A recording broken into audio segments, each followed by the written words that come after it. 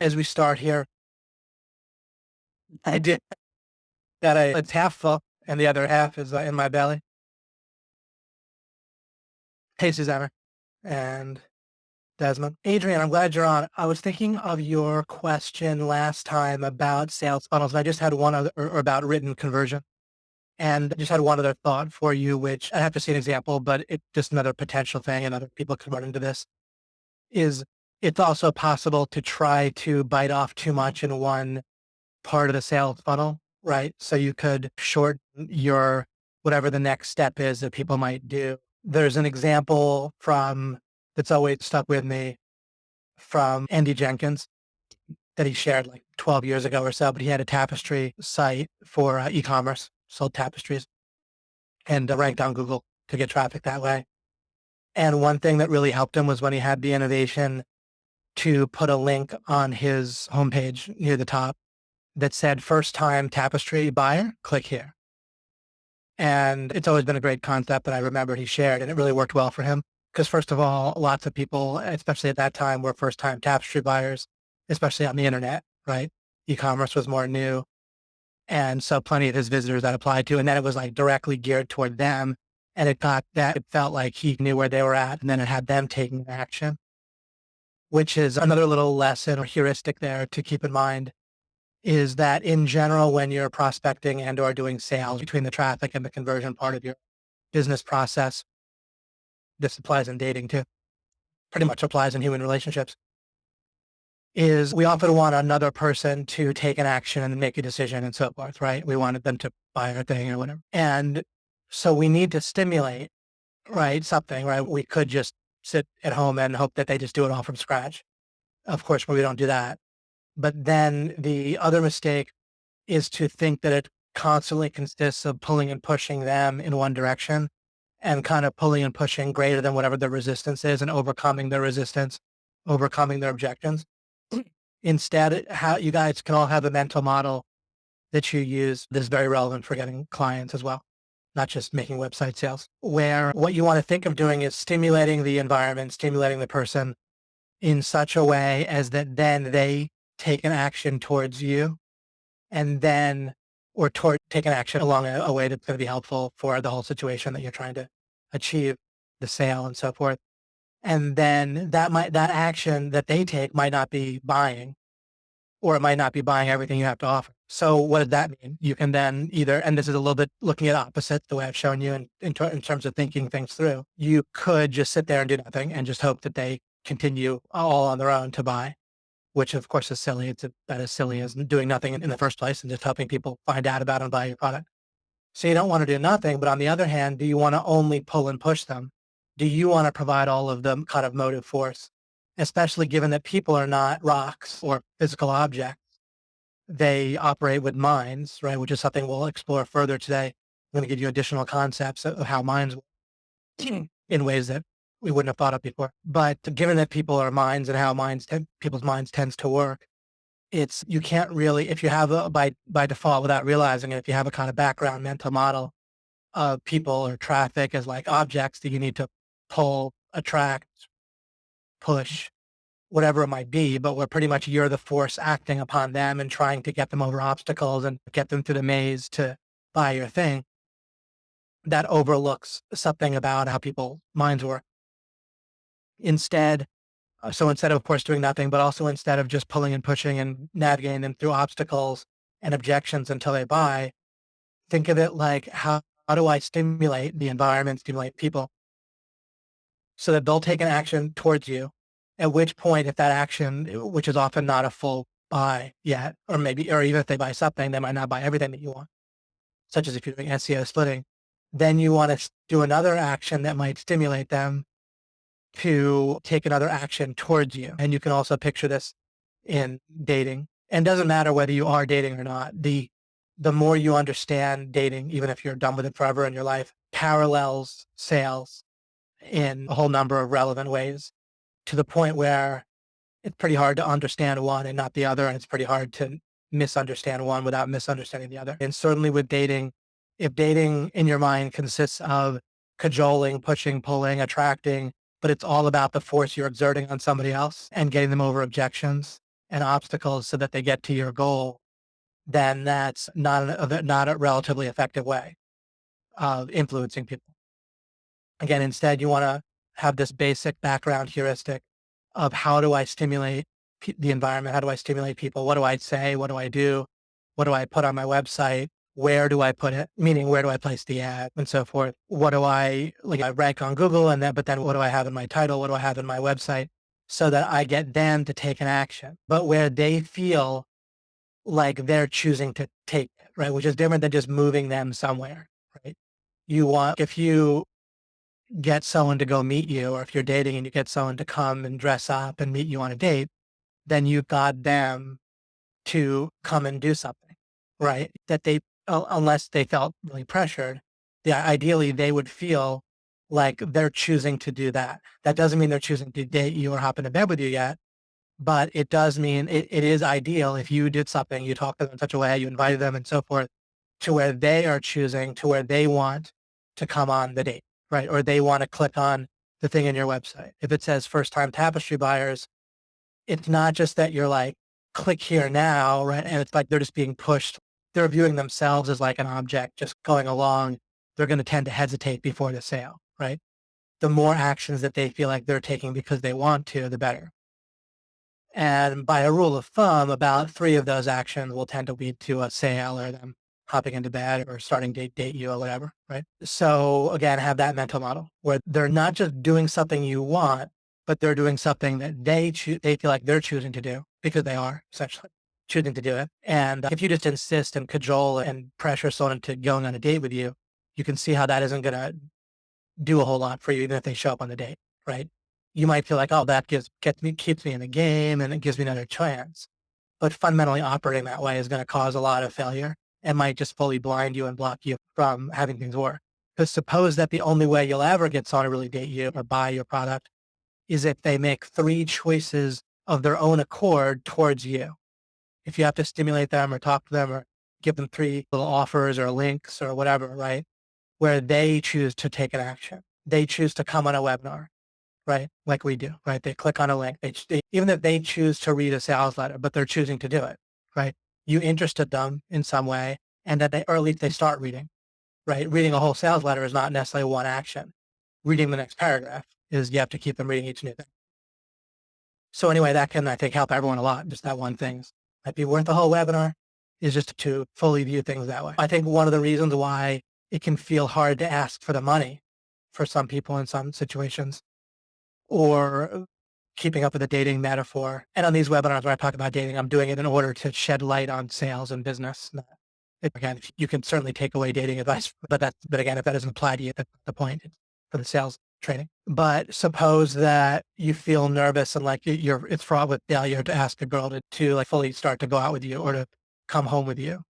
Or of course, I say a girl just to pick something, or asking for the money, right? In a business context, then probably you would intuitively feel differently, and it wouldn't like the problem that might just be a symptom of what you didn't realize, which is that you needed to get them to take 1, 2, or 3 or whatever number of actions that they feel like they're choosing. And so that kind of reframes what you're asking yourself a different type of question. How can I stimulate my potential prospects, to get them to choose to do something towards me?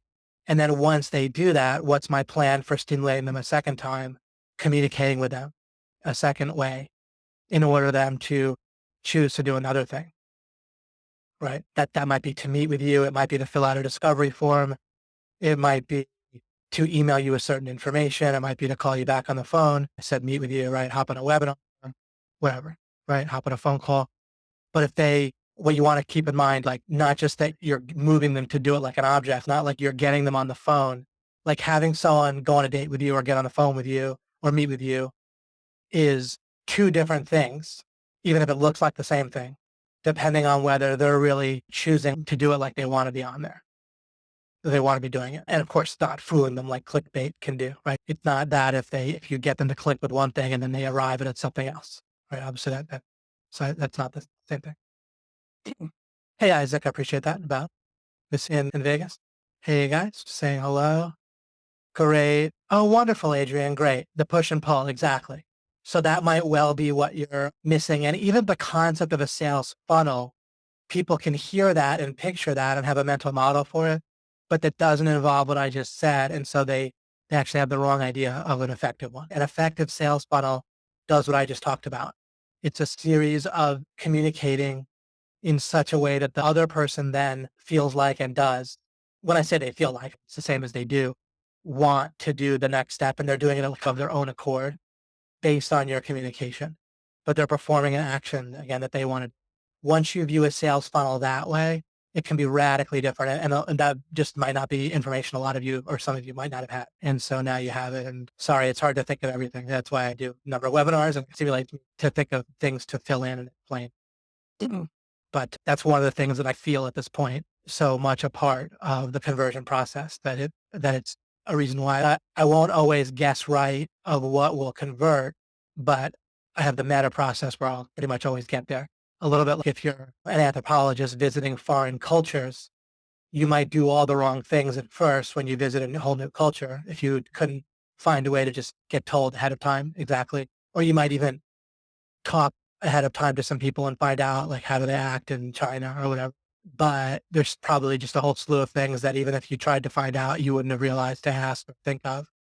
But if you're have the right mentality of an anthropologist or whatever the equivalent is, just someone that can learn to operate in different cultures, that's like what conversion is. If you have the meta process, you'll stumble around at first, but you know what you're stumbling around looking for.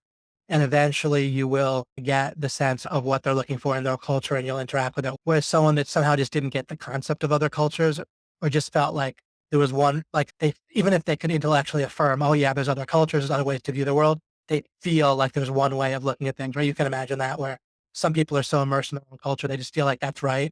And when other people do things, they'd be like, yeah, those people do it that way, but it doesn't feel right. Obviously, that's what conversion is like, is it's not about that you guess ahead of time or that there's any way to know the right way to communicate with certain audiences or certain people in a certain niche or potential prospects in a niche, but you'll find out and you know what you're looking for. So I might not know how to stimulate people to take the next action or what that next action might ideally be, but I know to look for it. And I know things like, obviously, like I talked about last time, you want to have a communicative vision that's attractive and then provide a justification for why, you're a good solution to that, why you're a good person to provide that sort of these heuristics. And then conversion is about finding the answers to those questions for your situation, your niche, your whole environment, not just your niche. Like the answer for you and someone else who's supposedly in your same niche might be different based on who you are, where you're coming from, your particular angle on things, where you're getting your traffic. So there's a whole lot of factors that make it pretty unique consistently when it comes to conversion. But when you know the right kind of questions you're trying to ask, then that can help. Ravi writes, just wanted to share that the heuristic of not checking correct knowledge essentially unblocked me in terms of building correct knowledge. I've been building ever since, which is great. So you're using that may or may not be like, unless someone has our framework pretty strongly, that might not jump off the page what you're saying, but you've been using like looking at the opposite, right? Checking the way that I've been showing you, seeing what is it that you can cross off? What is it that you do know? And often our brain wants to know what something is, and that's good. We can embrace that, but what we help it figure that out by looking at what it is. And we'll do something similar with as we look at our reality construct today and what that is. And just the same way, we might not go straight at what it is. I would if I could, but we'll see what it has to be and so forth. Yeah, mostly law of non-contradiction. Yeah, when that really hit me years ago, must have been about 20 years ago now, almost exactly. It was like the skies opened up and everything was different. And like the sun shone through. But and it was like it's such an amazing process. It's weirdly simple, but it's just not realized how important it is and how it's the only way. Like there isn't a second method for checking knowledge. It pretty much comes down to understanding and applying that based on our foothold that I talked to you about, based on the ideal of getting ideas perfect and such, seeking goodness and understanding about what's important. And yeah, there's not a second method. So it's crazy once you really embrace that. And it's amazing. Like you've been seeing how many things you could just know are wrong. And it's so simple when you walk through the scenario, when you walk through it, to see how it can't be right. And yet yourself and other people will just be doing it, thinking that way until you did that. Like it's obvious once you think it through properly, but it obviously wasn't obvious before you did. Crazy. Sajad says, how to beat the feeling of getting overwhelmed too fast. Overwhelming leading to laziness due to achievement. whereas I have a long way to go. Doing to-do list is helping a little, but I need a surge of motivation.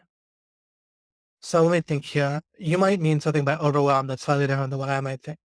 Overwhelmed, overwhelmed with a decent amount of result. Like you're getting some results. It's pretty awesome. It's more than you hoped, but it's not 10K. And then you lack motivation. Your motivation is going to come from goals. But the important thing is that goals come from standards and norms.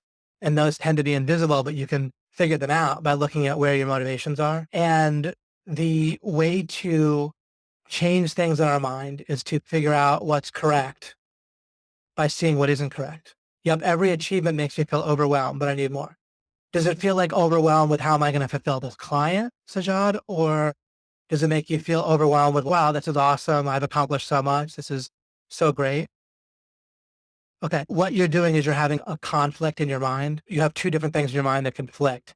And you have standards in your mind for getting rank boosts, getting YouTube videos. Fulfilling that, do you mean, is overwhelming you? Or when you're achieving it, it's filling you up and then you don't feel as motivated because you feel full, even though you don't want to feel full because you want to make more money. Small achievements. Okay. So small achievements. Okay. So I guessed a little bit, right? It's not that you're overwhelmed with having to get ranking. It's that once you get ranking, you feel filled up. So how did I guess that?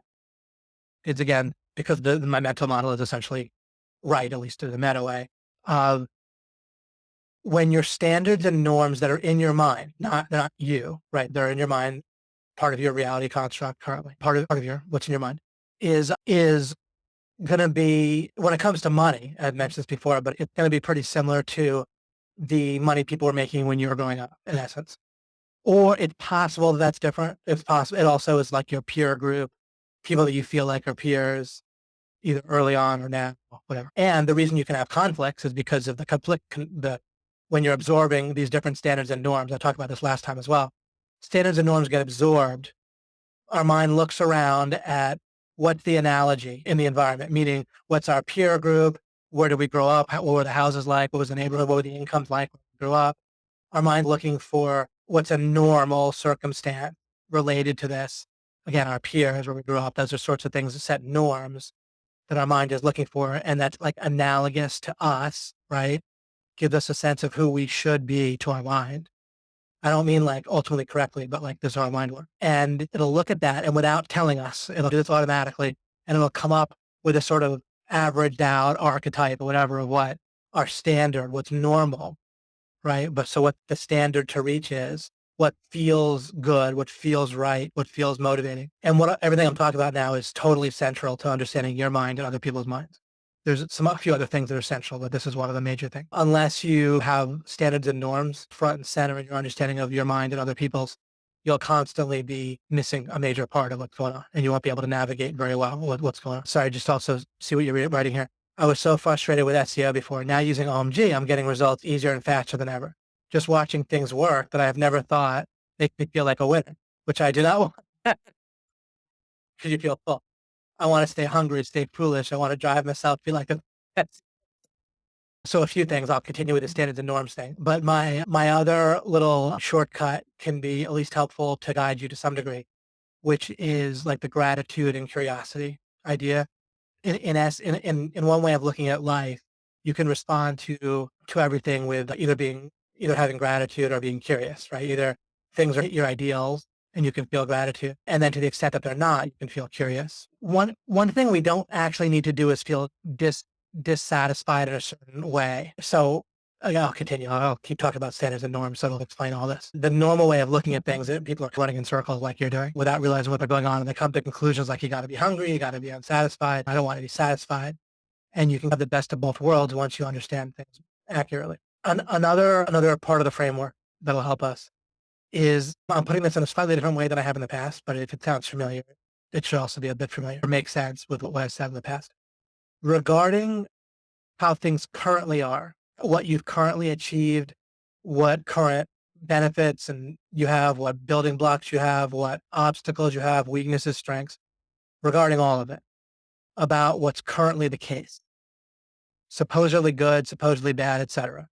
Whatever's currently the case, currently going on, you always want to accept, because what's the opposite regarding how things are now, regarding the future, you only want to have ideals. You want to have an idea of what would be, in essence, perfection. I say in essence because there's different ways to interpret that, but you want to have an idea. Like if you're studying for a test, you want to be able to understand the idea of getting 100 on the test.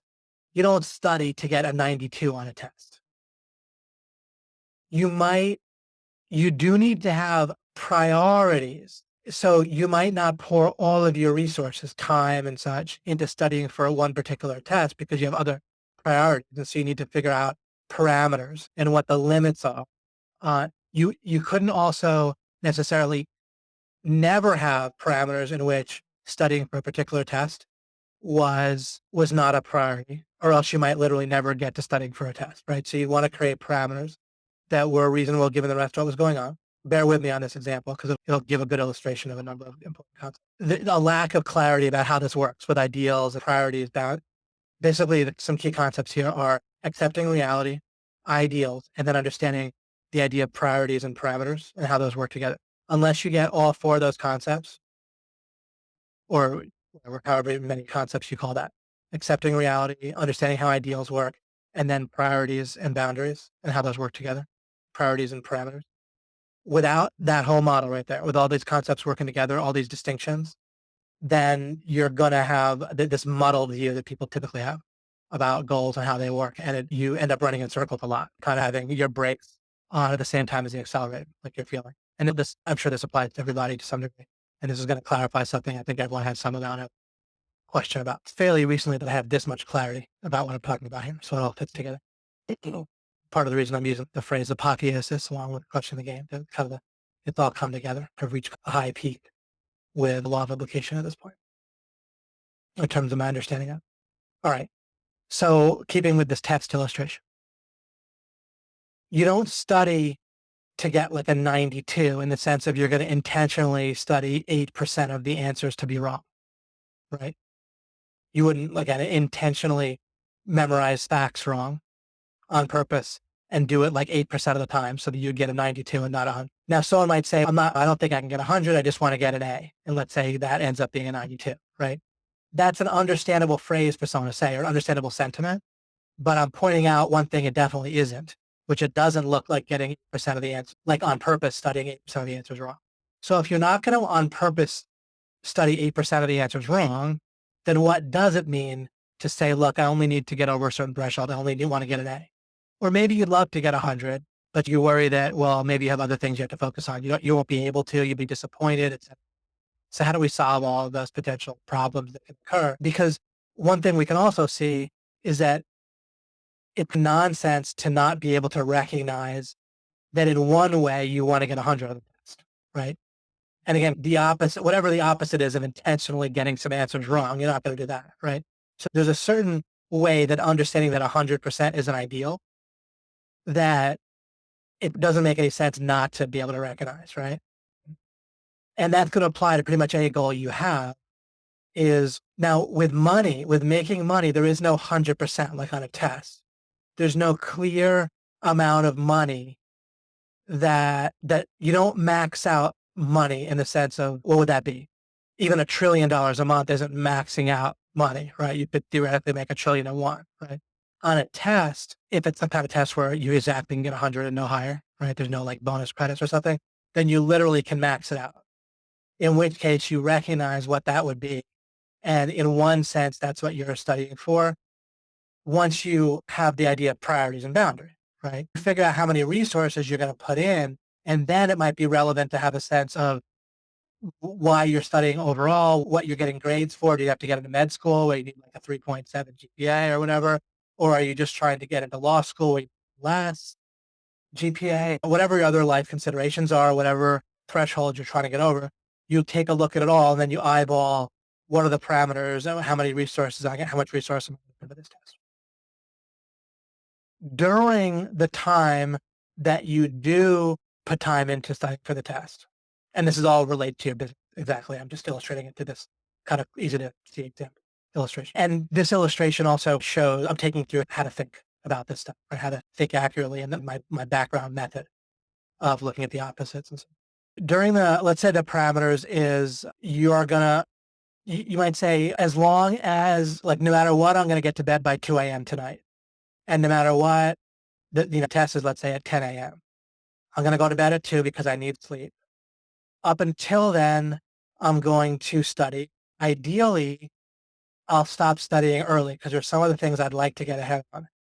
If I have a sense that I can at least get maybe about a 90 on the test, or 92, maybe whatever, then if I have a pretty clear sense that I can, if it's the sort of test where I could have that type of sense about, maybe there's a practice test or I have last year's test and I'm going to eyeball studying to where I think I can get about a 90, and then I'll take the practice test and see how that goes.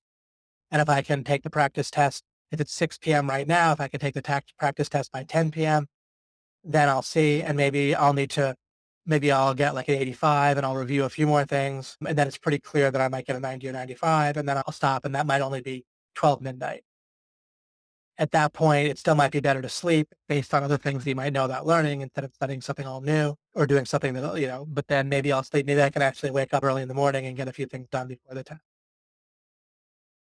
Because the important thing is that maybe I don't do something between sleeping and when I study in order to have it encoded well in my mind. And that might be the type of thinking that you'd use. There's a way that you understand that 100 is the ideal, and that, of course, you're not studying answers wrong intentionally in order to not do that. And when you're taking the test, you're trying to get 100. So you're kind of going at it 100% with certain parameters, right? Again, it's a full priority within the parameters that I pointed out. And I gave you a number of little parameters that help show how I could keep it as a priority up until a certain point, and what my signals would be where it's no longer a priority, where I drop it, right, and go to sleep. All right, that's one thing. So you want to have, and now when it comes to money, and I'm filling in pieces here of the framework until it kind of all gets filled in. And we need all the pieces. There's no reason to solve this halfway. Let's deal with this kind of in a sense once and for all. Because this is a great question. It allows me to illustrate a lot of the basic achievement process that goes on and thinking about it and goal revealing and everything. So when it comes to money, there isn't a clear 100%. However, you can eyeball it and stipulate like you've done, and you've done it well. I think 10K a month is nice. And for some people, I've been talking to Mike Long about this recently, and for some people in certain situations, 10K a month as opposed to 3 million total or whatever million total, or as opposed to whatever the heck, as opposed to 100,000 in the bank and you chill out or whatever, 500,000. 10K a month is a good, smart target to go for. It depends on the situation with your life. So you've eyeballed that well. So that's an ideal. You can look at the opposites, less than 10,000 a month, more than 10,000 a month, roughly, and see once again that if it's true for you, but I suspect it is, that 10K is a great number to put as an ideal for now. Because even if you want to make more, that'll reveal itself, right? Part of what we're learning about goals is they should reveal themselves. You don't set them arbitrarily, because when you set them, it's going to end up coming from standards and norms that themselves got absorbed from your environment in a way that doesn't necessarily help. Instead, you want them to be revealed through accurate thinking. Part of accurate thinking is you eyeball something and see what reveals itself next. So 10K is great. Given that something else can, if necessary, reveal itself, either more or less once you hit it, then that's further reasoning why 10K right now, stipulating it, makes perfect sense. Because not only is it a reasonable number, but even if some other number ends up being better, the way you'll figure that out is by hitting 10K. All right. So we've arrived at that, and I've even maybe help you solidify that 10K number just by this discussion as an ideal. That ideal can be quarantined in a certain way, where it doesn't matter unless something happens to change your reasoning, unless you discover a flaw in the reasoning that led you to reveal the 10K a month, then nothing else should affect that as an ideal kind of thing that you're eyeballing target. And when I use the word ideal here, I don't mean pie in the sky, right? I just mean 15K isn't necessarily better than 10. If it's clearly better than 10, no question, then you should set it for 15K by logic. But you don't necessarily need to do that, right? 10K might fully be on the road to 15K. It's possible for some people in some situations that 15K is the number they should have. Again, if 15K is literally just fully better than 10, then you should be looking for 10 for 15. But it isn't necessarily better. And the proof that we have that just automatically going for something bigger when it comes to money, more is not necessarily better forever, right? Than money. We have to stop somewhere, right? Because a trillion isn't necessarily clearly better than going for 10K, a trillion a month, right? Since that's the case, then we know that just merely increasing it isn't necessarily. But it's important to work through that. Otherwise, you can keep slipping perhaps and wondering, oh, maybe it should be higher, right? And maybe it should be, but that's if it reveals itself clearly for you. But if you're eyeballing it and 10K looks right and you check it over and you can look at your spending, look at whatever, and you're good at that. And then especially given that you can reach that and then you can look from there. And you don't automatically increase from there. If you're going to automatically increase from there, then start with the increased number. But what you'll do is you reach there and you'll look around and have a sense of it. You might need to consolidate, for example. You might hit 10K and consolidate for 3 to 6 months and make sure you can handle that well. And also just see what it's like with that type of money. And that consolidation might also allow you to feel hungry. Maybe at that point you're like, look, realistically, I do want 15K a month. Maybe especially if we're talking before taxes rather than after. You might realize, wait a second, I want 10K after tax.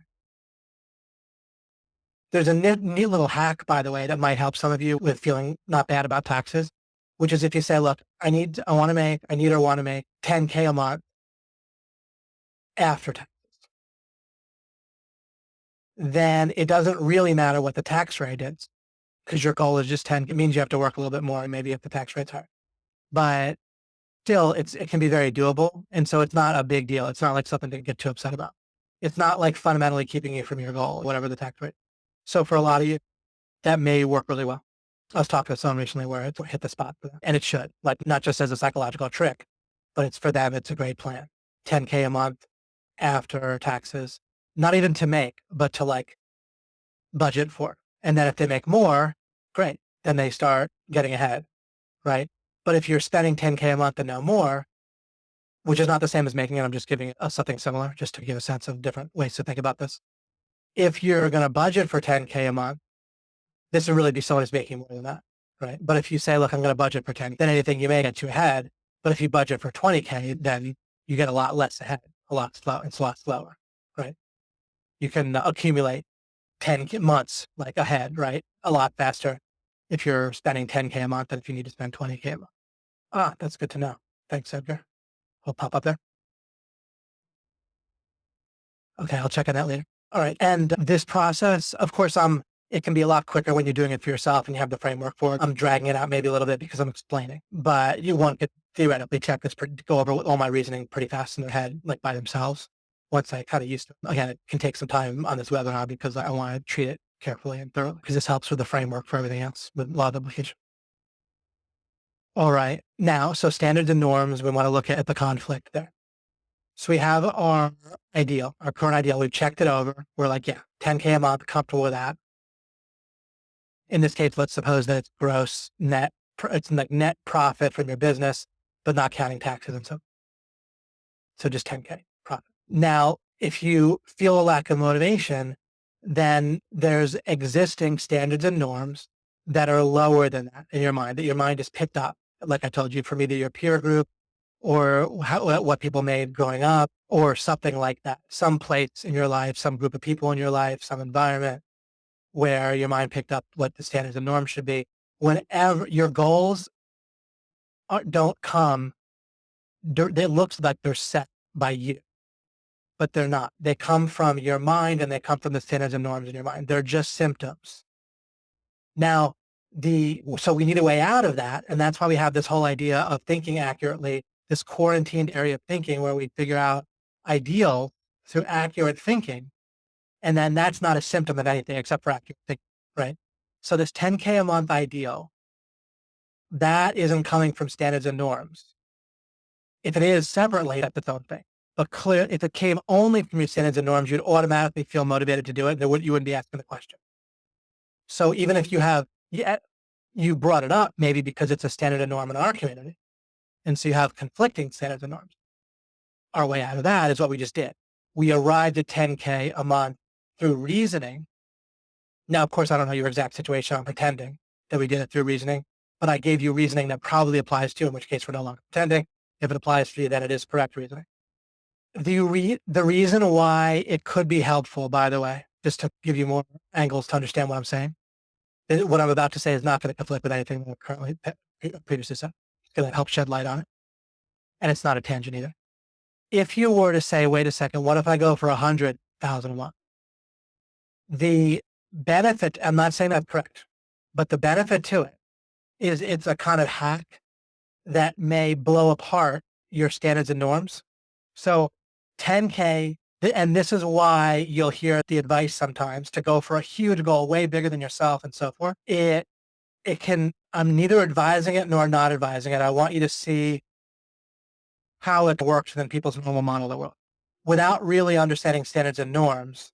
And without having this way to think accurately, it can, and even with it though, it can provide a shortcut sometimes, but I'll jump back and forth here a little bit between these two. So by picturing 100,000 a month, it can cause your mind it can compete with 2,000 a month or 4,000 a month or whatever, or just the feeling of achievement.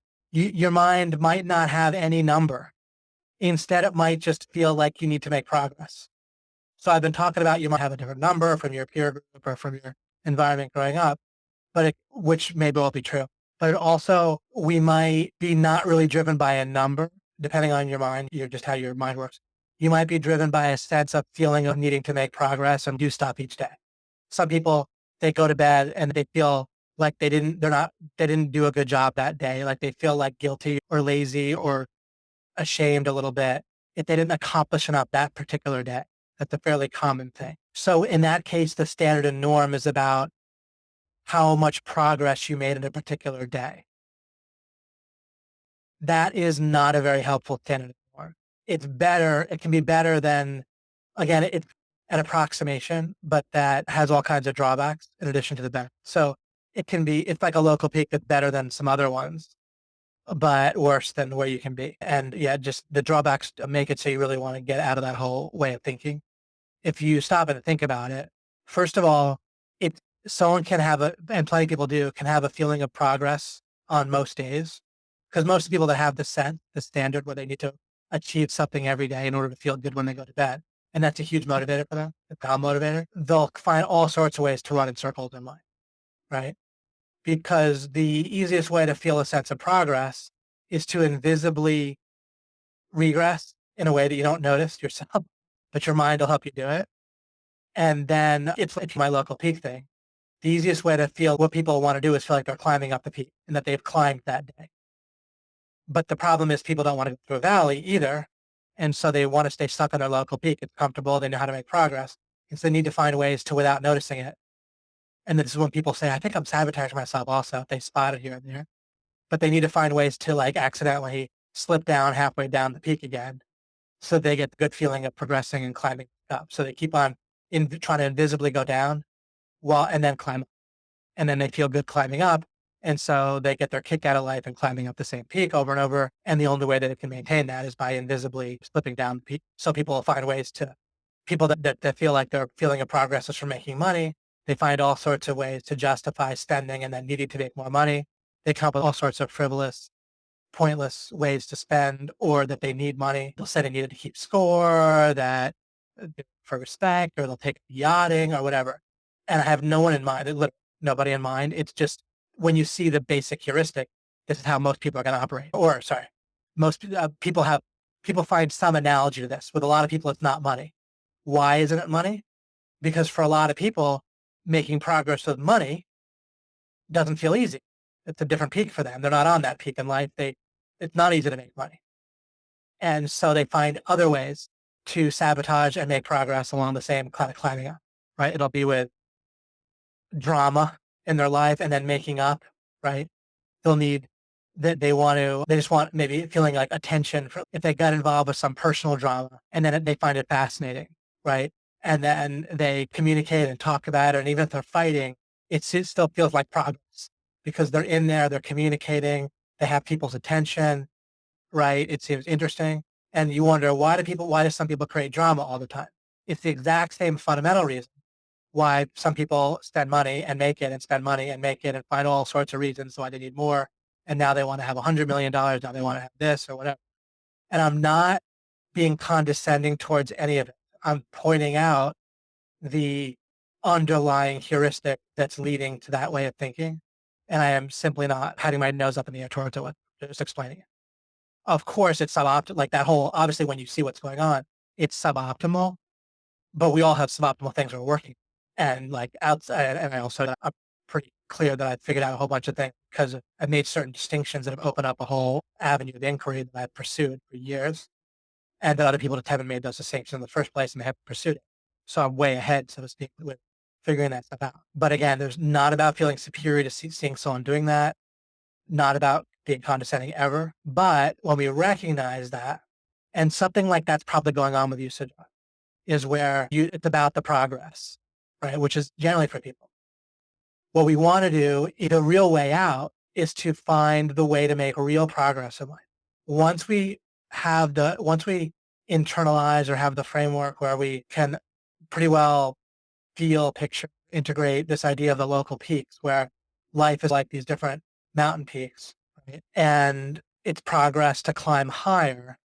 But if your algorithm is that you need to climb higher, then once you get to the top of the particular peak that you started on, then you don't want to leave it. And so again, and because people think that progress is climbing higher, they need to find ways, their mind will find ways to invisibly get them to make regress so they get to make progress all over again. So what's the way out? Real progress is understanding the mountain range, the nature of the mountain range, the nature of climbing, the nature of why you're doing it, the nature of things. What really leads to goodness as conscious beings. That might sound deep or philosophical, but it's also correct. That is the real progress in life. And your mind and brain will naturally make progress. They'll naturally climb up peaks. What we want to do, so we don't really have to double down on that. What we want to do is understand the nature of existence, whatever, but metaphorically the nature of the peak. So for someone who at night they think, did I accomplish something? Right? Was I a good person today? Because did I make progress today? Do I feel like I was lazy? That sort of, or was I industrious? They feel like they're industrious. They feel good. Instead, it isn't that you just want to sub in, did I understand more today about existence as a whole and how it works, how we consciously interact with the world in order to get more goodness and all things related to that, where you feel bad if you didn't progress and if you feel good if you did. That's better, right? At least you have the right thing, but but it's still silly. You don't need to ever feel bad about anything. You want to seek good and get rid of, if you feel bad, it's a signal that there's a contradiction. You don't need to get rid of the symptom. It's not about getting upset at the symptom or like, you're not wrong. You're not wrong for feeling bad. If you feel bad, there is a contradiction in your mind somewhere, and that's wrong. Or possibly there's a contradiction in someone else's mind or violating your property rights. I'm a little fuzzy on that. There might be no way out of some amount of feeling bad if people are violating you. Separate from that, if you're feeling bad, and even then there's a contradiction somewhere, at least in someone's mind. But if there's not a clear and obvious violation of your property rights, at least, and you're feeling bad, then there's a contradiction in your own mind. You want to seek out the contradiction. You don't need to feel bad about that situation, about feeling bad, or about the contradiction. You feel bad, it's a signal. There's a contradiction there, and you'll find it sooner or later. If you happen to find it immediately, great. Otherwise, you have a question, you have a signal, it's there somewhere. When you're able to make a priority of it, track it down. Or maybe I'll randomly cover it for you and point it out, and you'll be like, oh, that. So the way life can look is throughout the day, including at night, you feel grateful for whatever ends up with you feeling good, whatever matches up with the world and what makes your mind feel good, whatever kind of triggers, whatever happened or exists right now, whatever's ongoing or whatever's new that day, either way, that triggers good stuff for you. presumably not bad for other people, right? If it's a contradiction where hurting someone else or violating someone else makes you feel good, then that's outside of that. If something makes you feel good, gratitude. So at the end of the day and throughout the day, but it just is an example, at the end of the day, you can feel gratitude for that. And for any signals, for any questions you might have about what might lead to more good, or for any bad signals you got during the day, you can have curiosity. Now, if you do that, will you be lacking? Will you be lacking? Is there anything that you'd be giving up that was helping you?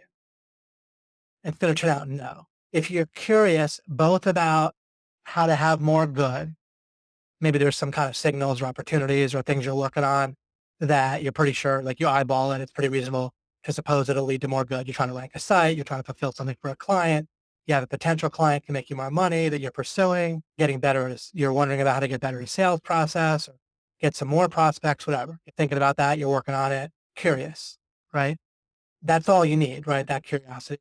And then if you feel gratitude for things that trigger good for you, then that will actually maximize your motivation. Anytime that there's a lack of gratitude, you're cutting off the feedback loop. In a way of speaking, you're cutting off the feedback loop with your mind for keeping it motivated towards good things. Gratitude kind of completes the circuit. If you stop and enjoy, appreciate, or just be thankful, whatever, just notice how it's nice, right? If you notice, and if you feel like you notice how something's nice, you feel gratitude, that's a signal that your brain got it. A feeling that you experience consciously has a counterpart, and your mind and your brain don't feel, they're not conscious, but that feeling has a precursor in your mind, right? It has an analog or whatever in your mind. And so if you feel gratitude, that's a signal that your brain also got it. This the circuit's completed. It sees, it notices in its own brain, non-conscious way that progress was made, that something good that you want more of happened. So that's great for motivation. A lack of gratitude, mere hunger. If you're always hungry, I know you're not, but people think that, oh, I want to always be hungry, then I'll be motivated. No. If you're always hungry, the hunger will start to become invisible. It'll fade away because of no contrast. You need to also feel appreciation and gratitude, enjoy and notice the good stuff. That actually helps motivation. Now you could say, but doesn't that make me feel filled up? No, because you feel gratitude for what you have, but then you also can be aware of ideals that where you have more good or places where there's bad, where you want to find the contradiction. And you can picture how nice the world would be if the bad was gone because you found the contradiction, or if the good was achieved. So you picture that, work through the scenario of how better things would be if you achieved the ideal. Again, either got rid of a bad or had added more good, and picture that and have a little conversation with your mind, or just feel the niceness in the future of how it would be. So you both have gratitude for existing good stuff, and you picture and you have a whole nice cycle now of you enjoy, plus you can feel hungry at the same time, and you can achieve both. And therefore, life isn't really about, instead, here's what's interesting. You can stop celebrating progress as such and growth as such. And instead, you appreciate achievement. Appreciate not that you progressed. For example, my wife walks in the room and she looks beautiful, and I appreciate how wonderful it is that I'm together with her. All right. There was no progress because we've been married for 12 years and she looked that way for the last 12 years. So I'm not at all appreciating progress. I'm appreciating something that triggered goodness for me. This is key. Now, if I figure out something new, or if for some reason something happened or she bought a dress and it looked nice, then again, that is new good stuff. But it's not the newness that's good, it's the goodness that you appreciate the goodness, not the fact that it's progress. this is key, right? When you celebrating progress, have the target wrong. And it'll lead to all sorts of ripple effects where the easiest way to make progress often for your mind is just to sabotage you. And so then just as simple as finding ways to spend money that was basically irrelevant, right? For someone that likes to make, that can make it easily, and that's progress.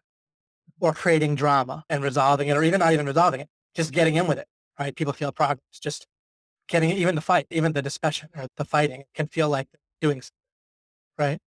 Feels interesting to some people. Whatever it is that for a person feels like progress.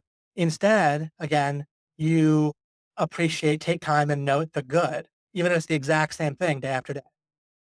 I have so many things in my life that there's no progress, but I appreciate them every day. Literally every time I drive, I'll get to Whole Foods and they'll just routine. They'll set the couch your day sometimes, and I won't miss my car or whatever. But it'll just inside. It'll kind of make me chuckle and almost to myself because all I did was like drive there, but I feel great. It was like an awesome experience. It's like floating. It's amazing. Right. The funny thing, but I've had the car for a year, over a year at this point. It's the exact same car. There's no progress, but it's awesome every time, and I like it, and I appreciate it each time. I notice how I like it. And my life is filled with things like that, where I don't need to sabotage, go backwards. I don't need to watch a movie about people in India where they're so poor. And then I'm like, oh, this makes me appreciate what I have. I appreciate it by noticing it, right? And it can be the same thing every day. But am I hungry? Of course, because there's all sorts of things. I want the world to be perfect. And everyone can have that exact same ideal as the ultimate ideal, and the rest are just stepping stones. And everyone should. That is the one ultimate ideal, is there's no bad, and then we're creating ever increasing good. We love each other. We care about other people. Might still have limited resources that we can spend in here or there or somewhere else, but we get rid of the bad ideas and we care for each other. So there's the ideal, and the rest are just stepping stones to keep things nice along the way while we work on it. Or each of our stepping stones and our path can be different, but there's one ideal for all of us. All right. So you get out of the trap of needing progress. You curious about achieving more, of getting rid of bad, adding good, how to make more money.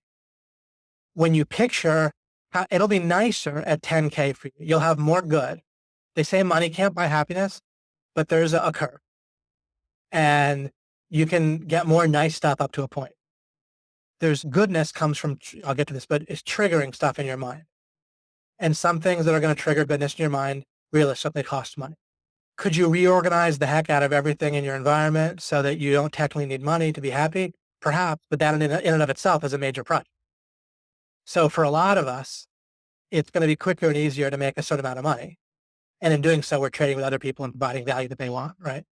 So generally speaking, it's going to very possibly be quicker. Now, might I figure out something in the coming years where we can bypass money in some way? Maybe I will. And that might exist. I haven't figured it out yet. And so for the short term, at least, it's easy to suppose that you're going to have more good stuff at 10K a month and less stresses about money, about retirement, stuff like that. You can appreciate the feeling of accomplishment. Nothing wrong with feeling like you accomplished something. But what you don't want to do is feel like that's the only route. It would be like if you eat a piece of chocolate cake, enjoy it. Unless it was really maybe in an emergency situation, with your health, it might be a shortcut to feel like it's yucky. But at the point where you're eating it, or even if you're eating, I don't know, broccoli, let's say, you might as well enjoy it. That's not even taste anything unhealthy. Nothing unhealthy about having gratitude for achieving something. What's unhealthy is if the only way you can feel juiced at night when you review your day is if you made progress. Think of it. Especially if you have a bad feeling if you didn't. Because we don't even know what progress is. Remember, one of my proofs for this is, doesn't it feel like progress to the mind to run in circles, in the sense of find ways to invisibly go back down the peak and then climb back up and you feel progress, right? Just picturing someone who keeps making money by finding new ways to spend it. But where those ways don't do anything that the person couldn't have gotten for a lot cheaper, right? But then they get juiced feeling like they need some more money and then they make it. Sorry. My point of bringing that up is to show that getting juiced by progress only, the mind can often just fool itself more easily into making progress than to make any real progress, right? Real progress, the only real progress that's root. Sorry. You can have real progress with details in life, but it has to start with understanding the mountain range. You can't possibly know if you're making real progress unless you understand the nature of the mountain range and how to climb it. So unless you understand the nature of life and how it works fundamentally and how goals work, your mind works, how you interact with it, all that stuff, how to think accurately, how to know what's true, then you can't possibly identify progress accurately. And we can see just by eyeballing it that people all over the place don't eyeball progress accurately. They just fool themselves and run in circles and feel juiced some of the time, but also unhappy plenty of the time too. They don't know what's wrong. I know I haven't got a reality construct yet, but while I'm on this topic, I want to get it with you guys. So I want you to see this is probably a new thought, like this type of clarity on how getting juiced by progress needs to be seen accurate. So I'm going to hone an analogy here for you. Enjoying what you eat, enjoying eating is helpful for life, for your quality of life, right? Meaning if you just simply don't enjoy eating, then that's worse than if you do enjoy eating. But obviously you could take that too far, right? Enjoying eating. And if the only enjoyment you can get in life was eating, then that would be a real problem. And that's like pretty much a perfect parallel for having a feeling of progress be what juices you. It's almost identical to what it would do for your life if eating was the only way you could feel happy. The answer is not to not enjoy eating, right? Just like the answer is not to not enjoy progress. You can totally enjoy progress just like you enjoy eating, but you absolutely need to have a much expanded and wiser view of life than having it restricted to, right? And the parallel almost fully explains it, right? And you can see now, like at night, I might just be happy enjoying that I'm married to someone that I'm personally very attracted to, right? I might throughout the day, yeah, I can enjoy driving my car that I've driven for a year, right? That there's nothing different, but I might discover something that's new, or I might have a great webinar with you guys, and you guys might say some great stuff, have good questions, or show wonderful appreciation. That's new. That's like progress, and I can enjoy that. I can enjoy the progress of it, just like I can enjoy eating, but it's not the only. But I can enjoy it. So progress can be fun. Now you can misidentify progress just the same as you can misidentify eating in the sense of some foods might feel like they're going to be nice to eat for your feeling later, your health, but not just your health, but even just how your stomach feels later and so forth, your energy level. And you can misidentify that, right? But what's interesting is that the answer, once again, is not that you should just say, I don't really know what food is really going to help me, so I'm just not going to enjoy eating it all. I'll eat, but I'm not going to like it. I'm not going to dislike it, but I won't like it. That's not the answer. So what we can both acknowledge that we don't know exactly what food is really going to be particularly helpful for our body. We might have a good guess to some degree, right? But just like with progress, we can have a good guess, especially if we make an effort and think accurately, research in the case of food, whatever, right? And we can hone our guess and so forth. But ultimately, we don't know exactly what's going to actually be progress in a lot of cases, unless it's clear understanding, clarity with distinctions about important things. Then that's for sure.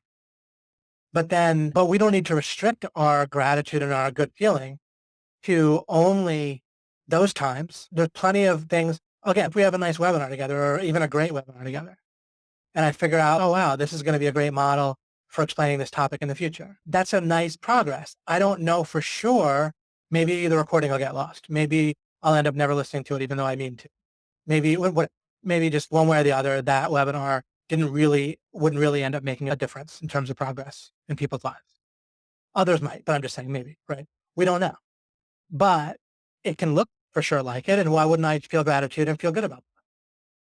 No problem. Just don't need to do it in a way that wouldn't be, it's just easy to see, right? There's ways to go wrong with that, but there's ways to go too. Right? Enjoy it for what it is. Feel like it's a reasonably likely to be progress if that, and enjoy it if that's enjoyable for you. But for most of us, or maybe all of us, it is. So we want to have gratitude for what. I'm going to introduce you to a new concept today, somewhat new, but I think again in totality it'll be new.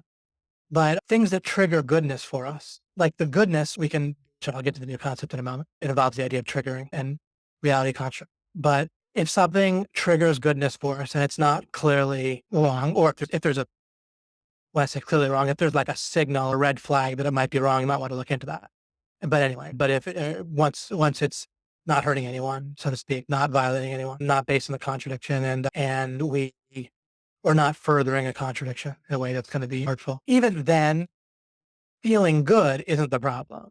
Feeling like something wrong is right, like basically having the wrong belief, having a false belief can be the problem. It's not how you feel about it so much as the problem, but the feeling goes hand in hand with believing it. Right. So that's the issue. If it's a unhelpful belief, if you believe that chocolate cake makes you very healthy or is just wonderful to eat too much of, I'm not trying to chocolate cake. I'm just giving illustration of what I mean. I'm not trying to make a health point here. Just illustrating what I mean. So one could eat chocolate cake and enjoy that it makes them that it's nice while they eat it, while at the same time wanting to get rid of feeling like it's progress or feeling like it's helpful to eat chocolate cake. Perhaps they might not want to feel that. Just depends on the situation for you. Okay. So let's wrap it up for Sajat here. We needed to get rid of this underlying assumption about making progress as being what what juices you. And what you want to start doing is noticing gratitude. And you notice by imagining if it wasn't there, comparing it with how it is, just noticing the good feeling, noticing how it might not have to be there. If you like your spouse, instead of having them fade into the background where you take them for granted, or instead of them having to like really dress specially for you to notice them, you can stop and think about what it'd be like if they weren't there and how they could be different. And then enjoy how they make you feel good. Gratitude for things that when noticed can trigger good. And some things could trigger good if you notice, so you can notice them more. And then you combine that, the more you do that, like it leads to wanting, it actually makes you hungry for more. Experiencing goodness only helps. Being gratitude will only help your curiosity. They really go hand in hand and they can lose, it's like less is less or more with them together. And then you imagine how things could be better, not necessarily how your wife looks. Well, it's something that you could directly control and will probably get you in trouble. But regarding things that are reasonable places for you to make improvements. And so, of course, with your income, and then you think there. And there's no reason not to couple that with things that reinforce the standard and norm of 10K per month.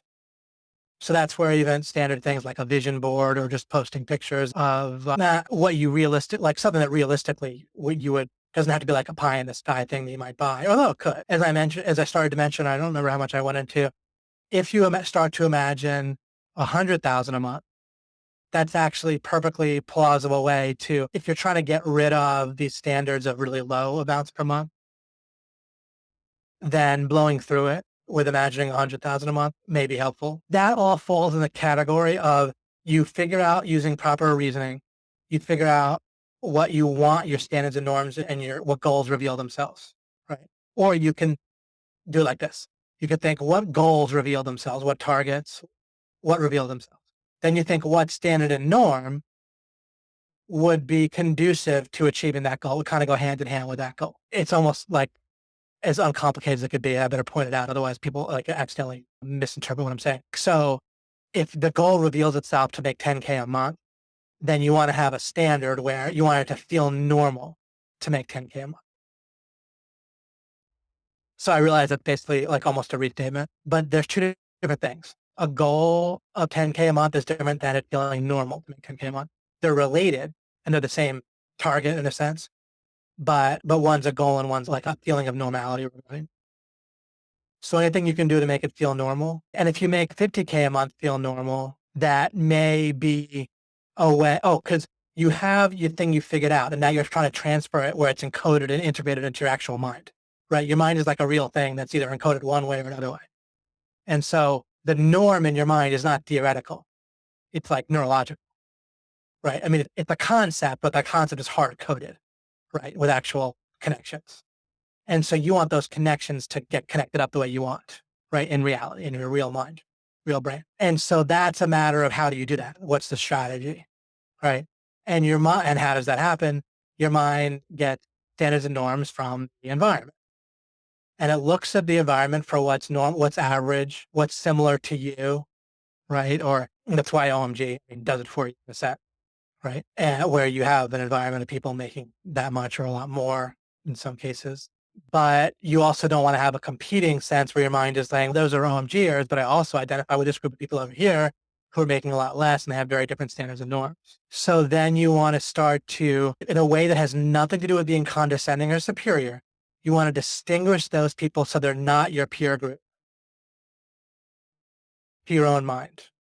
Okay. And you could do the exact same thing with people earning a lot more money than 10K a month, right? I have the distinction. There's some people where it's like their hobby or their natural skills in life and talents are really inclined towards making money. For me, that's not actually not the case, except in the case I'm good at meta strategy and I turned that towards making money out of necessity. And so by steps, I became good at it, but it isn't really even where I want to have my mind in the future necessarily. So even what I just said, I make the people where it's their hobby, their natural talent is in line with making money in a way that's very streamlined. It really works. That's not me. And just by saying that, that's not my peer group to my mind. I don't mean that saying it once integrates it throughout all my mind and neurons and so forth. But for me, it works ultimately that seeing it that way differentiates it. So I don't need to try to keep up with it. I don't feel like haven't achieved like that. I need that goals start creeping in where I need to make more and more money. For me, again, it's okay if it works for you, if it's in line with the rest of your path and so forth towards the ideal that we all have. And for some people, it genuinely is. Okay. So again, I'm not, there's no poo-pooing that. I'm not saying for lesser folk, that's okay if you're a lesser being at all. For some people, that's their best path. For some people, it's plausible. It's within the realm of what I can tell that it could be your best path, making a whole bunch of money, enjoying it. I can't tell otherwise. I don't think otherwise. It's perfectly reasonable supposition, at least as far as I know. But I have them differentiated in my own mind as a different group, not a peer group. Same thing you want to do if you're trying to get higher in money and you're dealing with motivation, in addition to the other stuff I said, right? Like about picturing how nice it would be to have 10K a month, making it more of a norm, feeling the goodness of what it would be like to have that. But you want to differentiate people. Say these people have an employee mentality. A lot of times that's used in a superior or condescending way. You don't need to do that. It's always going to backfire. So when I say some people have an employee mentality, that's not worse. There's all kinds of wonderful benefits and total validity to just let other people take care of a lot of crap. Owning a business has a lot of crappiness to it, right? You're treated like a criminal in all kinds of different ways and so forth, right? Blamed for stuff. And I'm not complaining either. I'm just giving you another perspective, right? We're all in it. I'm commiserating with all of us in a sense, right? All of us to some degree don't have an employee mentality, at least part way, but nothing wrong with just wanting to work consistently, contribute to something, be part of something, and have it organized in your life where you work as an employee. If it doesn't work for someone and they're still doing it, then that's an issue. If they have a conflict they need to resolve, right? They have an internal conflict that they want to resolve. But people with an employee mentality, that might not be you. And my whole point in saying that is I'm demonstrating how to simply quarantine off the category so your mind doesn't process them as a peer, where it starts to get your mantra. Anywhere that has standards and norms that you don't want to have in your own mind, not necessarily because they're bad overall. If they're something bad means it's violating someone's property. That's different. That's different than a standard and norm. That's something that we can understand through reason. It's just evil or not, right?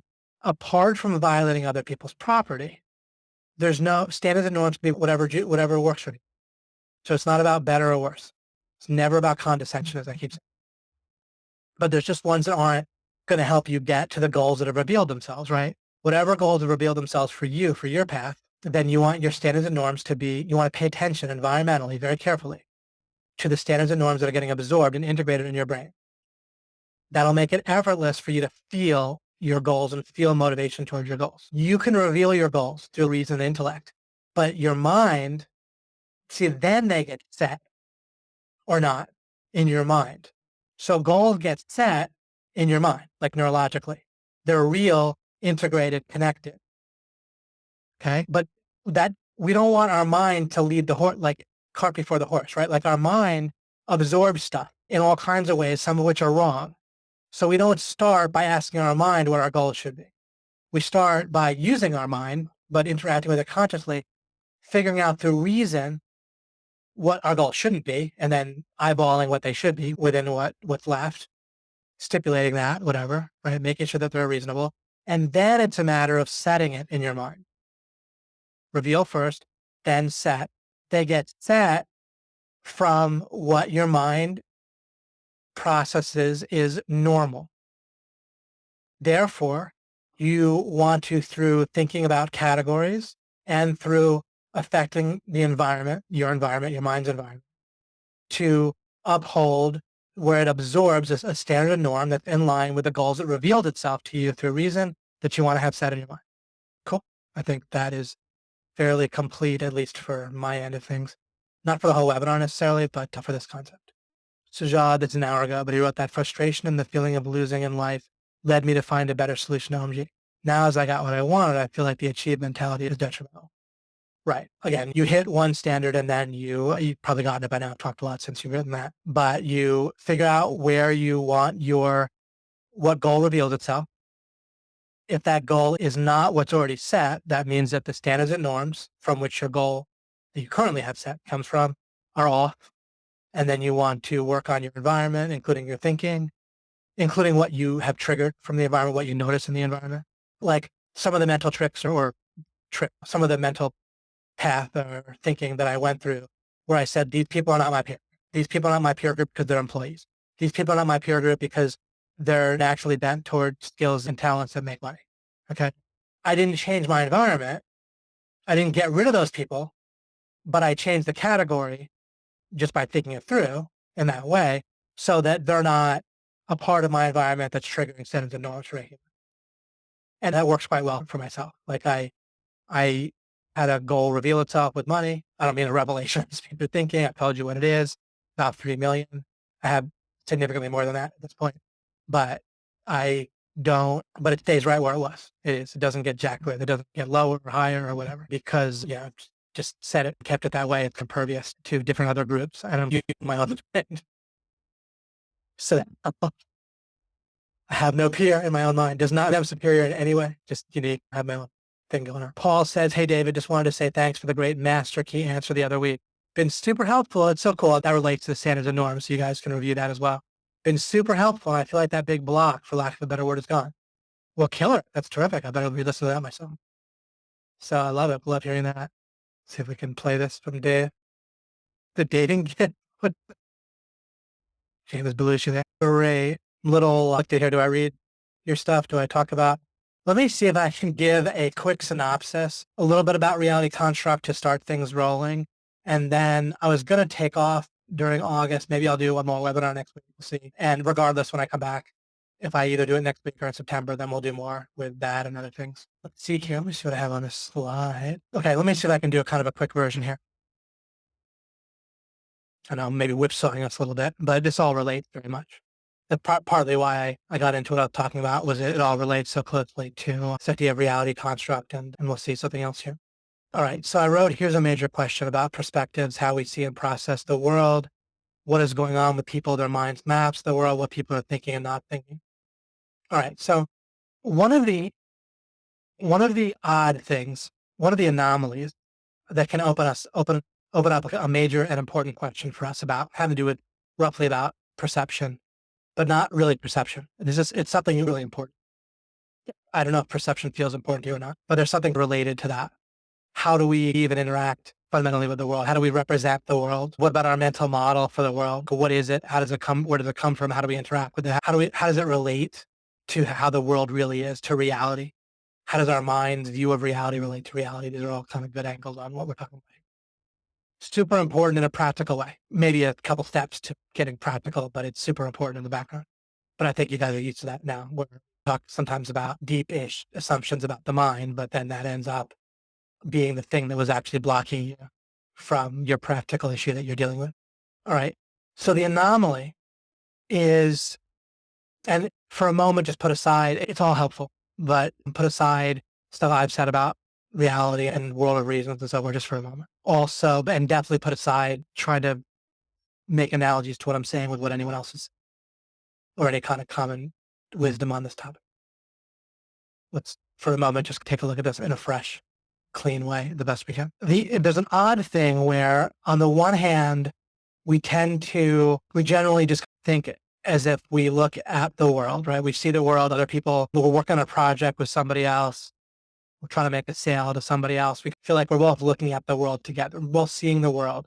And we maybe have, or we definitely maybe have maybe different perspectives on things. Even if you're making a sale to someone, making a sale to somebody, or talking to someone or whatever, trying to solve a problem with someone, work on a task. They come at things with their own perspective, but basically there's the real world, you're in it, interacting with it, looking at it, and then there's a perspective. The problem with all that is that as we start to think it through, when we start to think, all right, we see like our mind gives us like a map of the world, right? In NLP, they talk about the map is not the territory. Like the people's mental model for the world is not the same as the world, right? And we have to take both into account. Is that their idea? As opposed to ignoring that people have their own maps. And they take the mental map that people have very seriously in NLP. And by taking it more seriously, then they got farther than people that missed that and didn't take it serious. That's the benefit to neuro-linguistic programming, is taking the map more serious, the people's mental map. A little bit like saying, hey, wait a second, people's perspective plays more of a role in things than we normally assume, right? Like more is going on in people's heads that contributes to what they experience, what they decide, how they act, than we tend to normally act on, think on, tend to assume. But I'm still getting to the anomaly. The anomaly is, all right, if there's the map in the territory, or if we see a representation of the world in our heads, or whatever, we see a mental image. Let's hone this, everything I'm saying for a moment, down to, you see a mental image, let's say, or a visual. This is not a mental, a visual image. Okay, let's, for a moment, just only have this kind of on our mental screen together. All right, just this idea of a visual image. So we see a visual image of our computer or our iPhone. And doesn't matter if I've said something similar to this in the past, just treat this freshly for a moment. So we see a visual image of Pixel, iPhone, computer, tree, desk, cup, me. We can think, all right, I'm not seeing the thing itself. I'm seeing a visual image of it, right? My eyes, my brain, and so forth, they all contribute to the seeing process. And there's a visual image that's formed. Or you can read about this in a textbook about sight. And we could talk about the image gets inverted and then re-inverted in our mind and so forth, right? Like when it actually shows up on the retina, maybe it's backwards, and then our mental processing re-switches it again, and then it shows up the right way and all that. The anomaly is, now that I've given you that picture, but I wanted us to have kind of a shared picture where we're not projecting anything into it just for a second, just something simple. A visual image of the iPhone. And we think the image is like similar to the iPhone, maybe if our mind touches it up a little bit and so forth. But the anomaly is we never see the iPhone itself, whatever that might be, right? We only see the visual image. So what I'm saying is we can't compare the visual image with the real thing because we never see the real thing. And there's a way that people don't think through the ramifications of that. And if we see visually a visual representation, a visual reality, how can it be said to be a representation if we have no experience of, right? No direct contact with, nothing of the actual thing that's supposed to be an image of. And again, I've said some similar things, but I just want us to look at this right. And so don't worry if I've said it before. If I've said it before and you've heard it, Don't be like, oh yeah, I got that. Trying to get closure yet. We're trying to see, here's what I keep saying this. I'm trying to form a question and it's different than having like closure right now.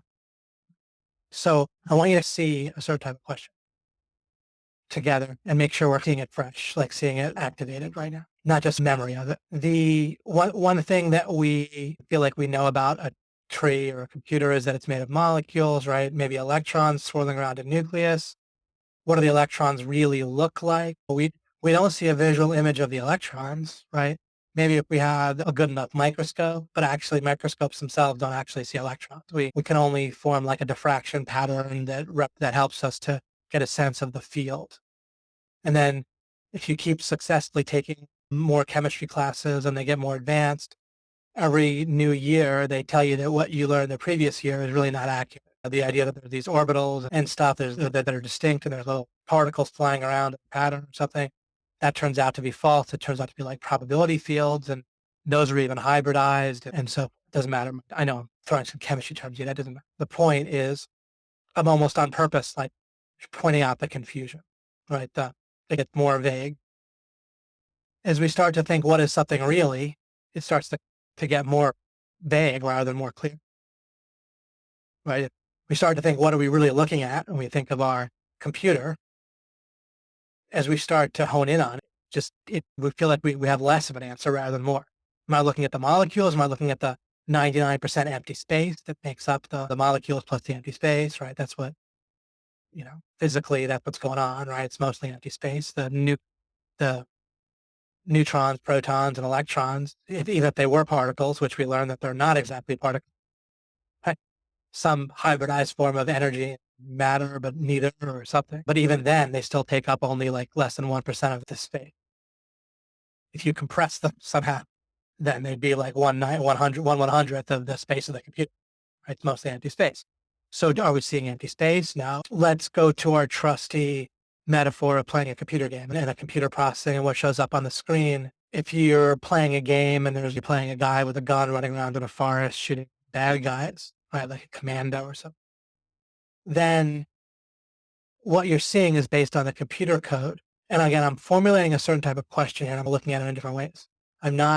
This isn't about having answers. It's not about recognizing what I said in the past. Trying to point something out here. You are seeing a visual image on the screen, and let's just take the screen and say that the screen, a visual image is posted on the screen, right? That itself falls apart. We start to think I'm seeing a visual image of the screen. What's the screen really? It's still photons and neutrons, but let's forget about that for a moment. Let's just say that the visual image just stipulate, even though it's in one sense false, but it's useful for the illustration. The visual image is like on the screen for a moment. Just the guy, right? You see the guy that you are playing running through a forest. You see the bad guys with the guns and you with a gun, bullets flying around, maybe bodies on the ground that you've shot. You're not that you can say that's a visual representation of the game, right? But where's the game? And then, well, there's the code for the game, but it's not a visual representation of the code. A visual representation of the code would be more like a bunch of digits or symbols, right? Characters on the screen, right? If someone's coding, what do we expect that to look like? We expect to see them typing and there's a bunch of numbers and letters or symbols, right? We don't expect them. We wouldn't, if they were playing a game, if the game was showing on the computer screen where they're playing, we wouldn't think coding. So a visual representation of the code would be different. But in yet another way, the game is a visual representation of the code. So again, when we start to look, here's what I'm further getting to.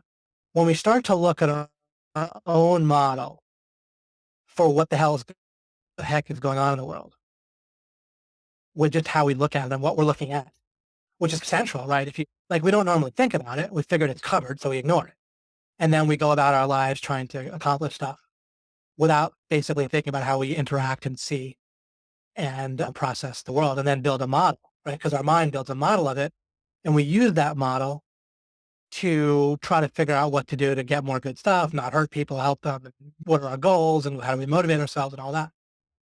And our model, like for the world physically, is pretty good. As I say, we don't like bump into trees and stuff. But our model for the world in terms of our belief and our goals and how goals work isn't so good. And then, so something's going on with our model a map of the world, which is made up of beliefs and other stuff in addition to just physically where's what, right? That we just don't really by default, like normally people, when we start to look at how do we view that model, what's our model for the model of how our mind makes a model for the world, it starts to just fall apart. Everywhere we look, it just gets confusing, right? What you could have gotten from me talking there was when I start to delve into how we view the world, how we view the nature of perspectives, and vision doesn't matter. I just use it. Sorry, vision isn't my main point.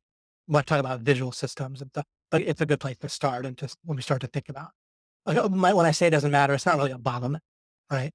Like nature of how we interact with the world visually and how effective that is, or whatever, how that relates to the real physical world. It's not really a bottleneck in our lives, and I acknowledge.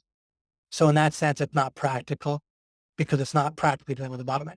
However, it's very practical because by dealing with how we look visually to start with, it can help perhaps start to shed light on how we interact like mentally, our mental model for the world and how that works. And that's very relevant because that's definitely about like our mental construct for the world and our beliefs and other people's beliefs and how we interact with other people's mental model for the world and how their minds work, right? Just in the sense of practically, like people say, like the famous thing of men and women saying, I don't know how the heck women's minds work or men's minds, right? That's very relevant practically. Or how the heck do prospects' minds work, my customers' minds, how do they work? So what I'm doing with you now is I'm taking a look at our model for how our model for the world works, like our model for our mental model. How do we think about, how do we represent our own mental model and how it works? Not the exact configuration of it. I don't mean what are your beliefs, but what's the nature, what's the nature of your belief system and your mental model for the world, and how did it get set up? How do we change it? How do we understand what it's even representing and all that stuff? Because when we start to think about how our visual interaction with the world works, even like we start to think about our model for it and it all starts to fall apart. We have a visual image of the world, of the real world. We look at the real world, but we don't know what the real world is. We never see it. We only see our visual image. Think about it. And there's no answer to it. If you try to figure out what's the answer, except for I've given you some indications of it, like in previous teaching, but that aside, and we're putting that aside from looking at it like freshly. Normally, if you were to bring this up to people, they wouldn't be like, oh yeah, there's a commonly known answer to that. And here's the answer. If you say, if what is visual images of the physical world, then how do we know what the physical world is? If we just see an image of it, we don't know how the image compares to the actual world. And then somebody, if they were on a certain type of reasonable track, they might say, and this isn't really what I'm about to say isn't really even the final answer. It's not even the answer, but give some indication of something. They might say, we don't know anything about the physical world, but what we can do is get a sense of whether expectations are met, like what works, right? It's not about, we can't match up the map to the territory because we never see the territory is the problem. But what we do get is feedback on expectations. Like we do something based on our map and then it turns out how we expect in our map or not. So we do get feedback a little bit like this. So let's imagine an X-ray, right? With an X-ray, it's a particularly easy way to see how an X-ray, let's say, of a body, of the chest area. You make an X-ray, obviously when you look at the X-ray or negative or whatever, the photograph, it isn't the same as when you look at someone's body, right? And plus it's two-dimensional. And so it's a matter of interpreting it. How do we compare the X-ray to the actual body? Is what do? You do some tests or the X-ray change it. If all you can look at is the X-ray, let's suppose you couldn't even see the body, right? Then you'd have to do something though and then do another X-ray. And if things turn out how you expect, then there's something on either you're lucky or which might be the case, but there's some overlap between the representation for the X-ray and whatever's out there in the actual body, right? You do something and then you take an X-ray and that's what you thought. And if it's not, then I don't know, you come up with a new theory and you do something and you get feedback. But your feedback is constantly, if your feedback constantly is in the form of an X-ray, right? If you can't look at the actual body ever, then you're just going from X-ray to X-ray.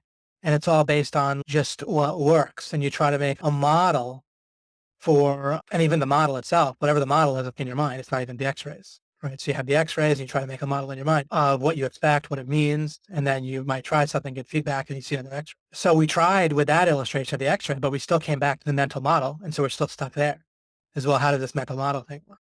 And I actually have an answer for you, which wasn't easy to figure out, let me tell you. And what's the process? You keep on figuring out what I don't know. And then eventually I have an insight into what's correct, or you have multiple insights into what might be correct, but then you keep checking and eliminating and stuff. And then eventually you hone in on something. Hopefully I've given you some sense of the importance of this general question. Now, I didn't necessarily give you the question because what would that mean? I give you words and we would pretend like you have closure, right? As always, I pointed out a number of things and that left you with a gray area that you have right now. Your mind might not like that gray area. That's what our minds do, is they want to resolve the gray area and turn it into something that feels concrete, feels closure, feels certain.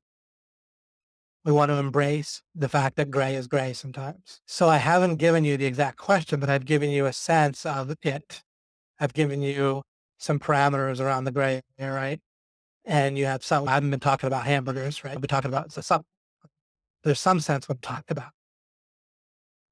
And then that's the best I can do right now. But this has to do with, again, the nature of not only our belief system, but like our model for the world, which is like between us as a conscious being, conscious entity, and our mind and the world, the rest of the world, right? Is this that our mind has of reality, this belief system or mental model of reality, whatever. There's not going to be a great word for it yet. Although I do have a word for it. It's called reality construct. And that could be a placeholder at first. We'll hone in what we mean by that. You already have a sense of it by me talking about it a bit, right? But that's again how things work. It could be a little bit gray right now with a label, and then we can hone in on it. There's all the correct process. If we weren't aware of that process, we would think something is wrong. There's never supposed to be gray. We're just supposed to go straight and pretend like we have full understanding of something and have closure right off the bat, right?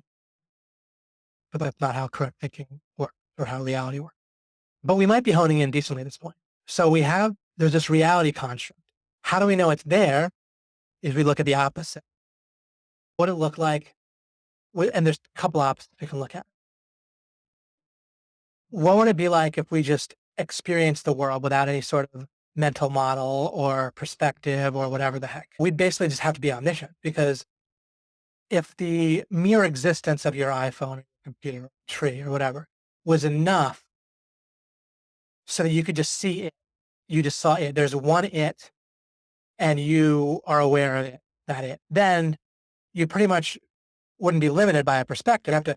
But the minute, I'm not sure how clear this is yet, I just started, but with this point, but it's an interesting mental exercise to think, all right, what if there's no construct? What if I was aware, but there was no construct? There's no intermediary between myself and the world. No perspective, no mental model, nothing. There's just me and the world, and I'm aware of the world. Again, that if we follow that reasoning, and I'll do it with you as I'm talking here, we would actually need to conclude that we would have to be omniscient, which we're not. So it's a proof by the opposite, because nothing could be stopping us from being aware of anything. We have to be aware of everything that was exactly as it was. The minute we're only aware of some stuff and not other things as they really are, whatever that might mean, then there has to be something determining or limiting why we're aware of some things and not others. And whatever that limiting factor would be some sort of perspective or some sort of lens, some blinders or something. Furthermore, it's pretty obvious that we're not even aware, even if we could be potentially aware, maybe we're just aware of some stuff, but we're aware of how it really is. But it's pretty clear that isn't how the world works, right? Except for something about your conscious field, you're aware of something directly about that. What you're aware, what you're consciously aware of, what you experience. But in terms of the iPhone itself, with its molecules and this and that and so forth, you're not directly aware of that, right? Like of its exact nature, whatever it is, that you're not aware. Clearly, it's pretty obvious. Pick anything, and you're not aware of its exact nature, except something about your experience itself. You're aware of something about your visual image, in your consciousness field of the iPhone or of the computer. directly without anything between you and it. There's nothing between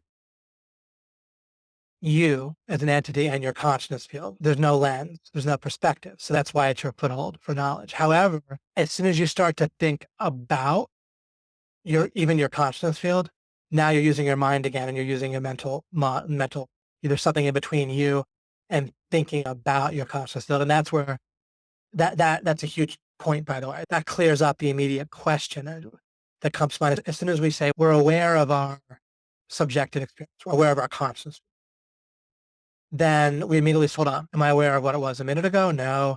Something keeps slipping through our fingers, or we start to get too cocky and we say, I'm aware of this, I'm aware of that directly. And we start to settle in like conclusions. I'm aware this guy's a jerk, as if it's true. You start to think that you're aware. So as soon as you start thinking based on your consciousness field, then you're at the mercy of, or something else is involved that you're not directly aware of. And that's not a problem. It's just a reality. Everything about reality we accept. We want to harness it. We want to deal best with it, right? We want to take full advantage of reality and get to the most good. Yes, we have free will. Yes, we have power to do something, or else everything's meaningless. And it's not. We couldn't, anything you can't act on even for a second is not possible. It's not an answer. You can't act on the idea that things are meaningless. Literally, you can't. To act is to presume. All right. So there's nothing between you and your conscious field. However, the minute you're thinking about your conscious field, what you need to do, now there's something there again that you need to interact with. And you don't immediately know its nature. You're not directly aware of your reality construct, of your mind. Those are not exact synonyms, but they're related. Your brain, yourself. Those are not synonyms, but they're all related. Very related. So you're not directly aware of them. So we need to think properly to figure them out. And but once I describe things in this way, it might start to, at least intellectually, intellectually feel is a contradiction in terms, but you're going to get some sense, intellectual or otherwise, that it's important.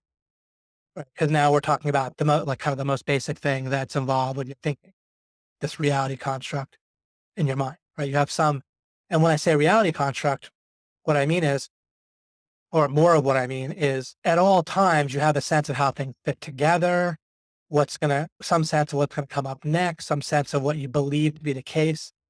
Even the fact that you look at a couch and you believe it's a couch. Let's use an example of something that's more easy to see, like in different cultures, right? Or you see an airplane, some Aborigine or some guy 100 years ago, time machine or whatever, they might look at it and not see an airplane. They might see a weird thing, chunk of metal, or their mind might fill in something else that it is, that fits into their world.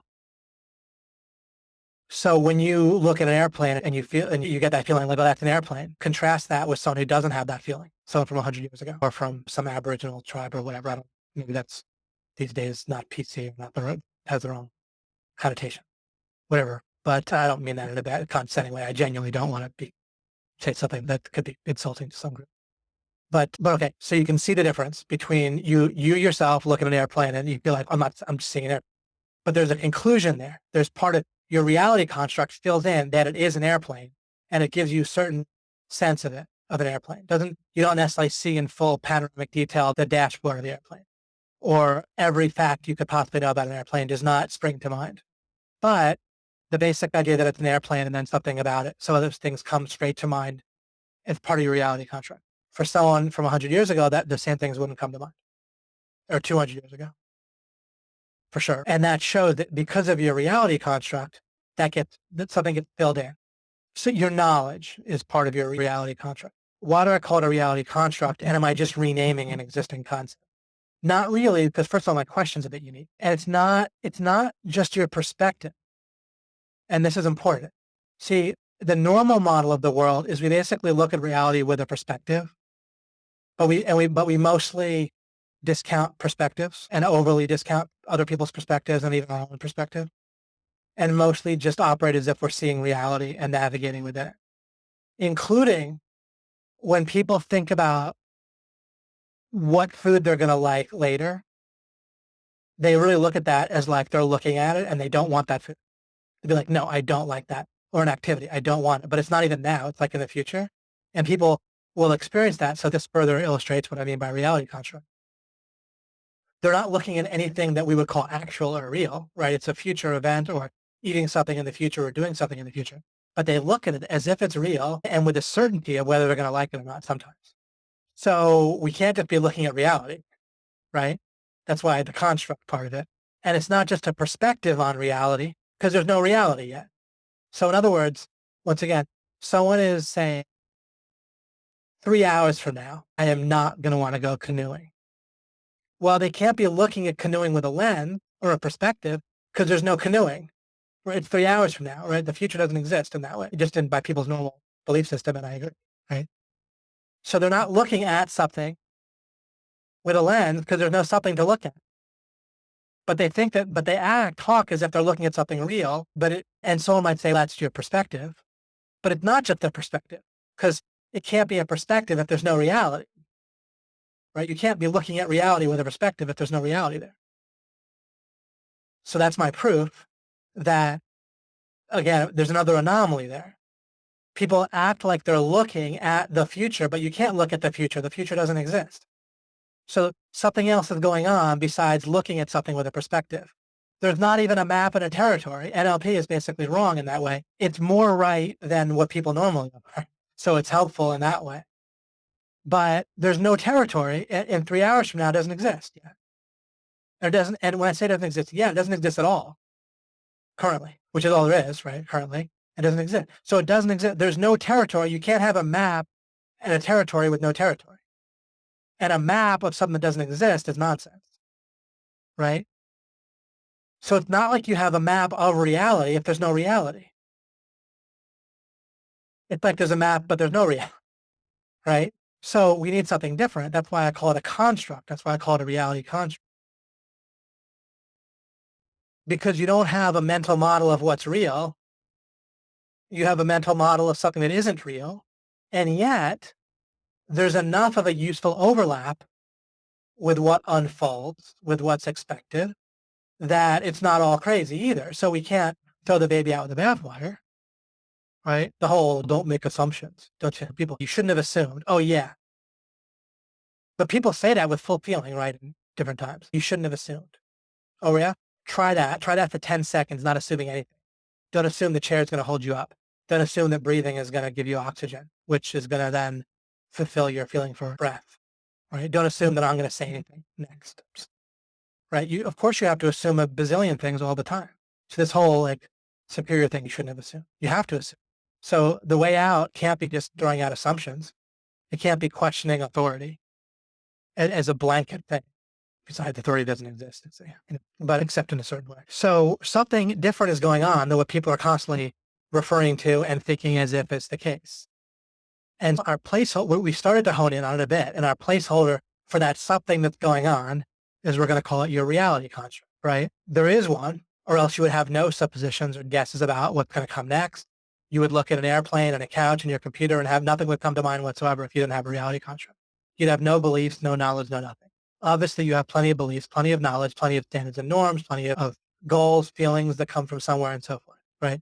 All of those are coming from, related to, coming from in one sense, all right? Yes, God causes your reality, your conscious field and so forth. I'm not contradicting. At some point, you have to speak using words that can have multiple meanings.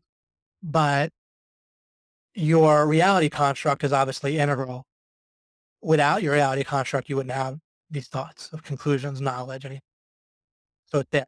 But it's not, what's fascinating is whatever it is, whatever our conclusions, whatever we decide qualities that we discover that it has, it can't represent reality. It's not an image of reality. It's not a view of reality. Do you start to see that now? And yet, it's not totally unreal. It's useful. It has bearing on things. It matches up like often, even if there's plenty of times it doesn't. It leads you wrong about what's going to happen, how you're going to feel, what someone else is going to do, etc. What to say to someone else, what goals to go after, how to feel about things. It'll lead you wrong, which is why we want to understand it, right? There's some serious bottlenecks going on with it for your life that are constantly popping up. And how do we resolve bottlenecks? We want to understand the context. So we need to understand it. It's extraordinarily important.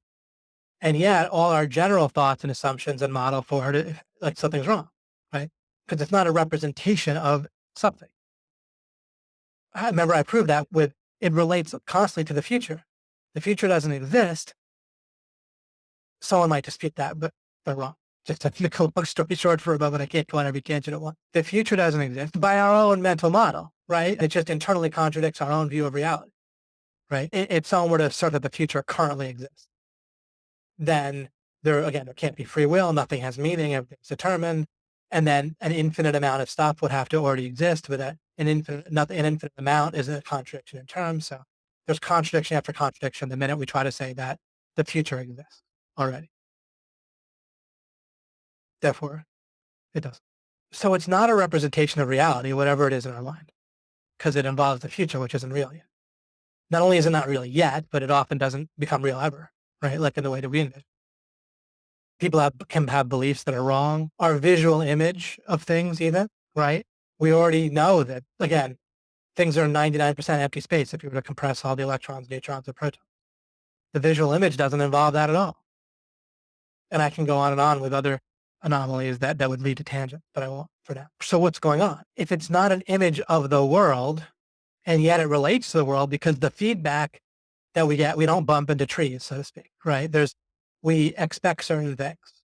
We expect certain people to still like us tomorrow if nothing went wrong, and they do sometimes, right? The world behaves as we expect plenty. It's not totally chaotic relative to our mental construct, our reality.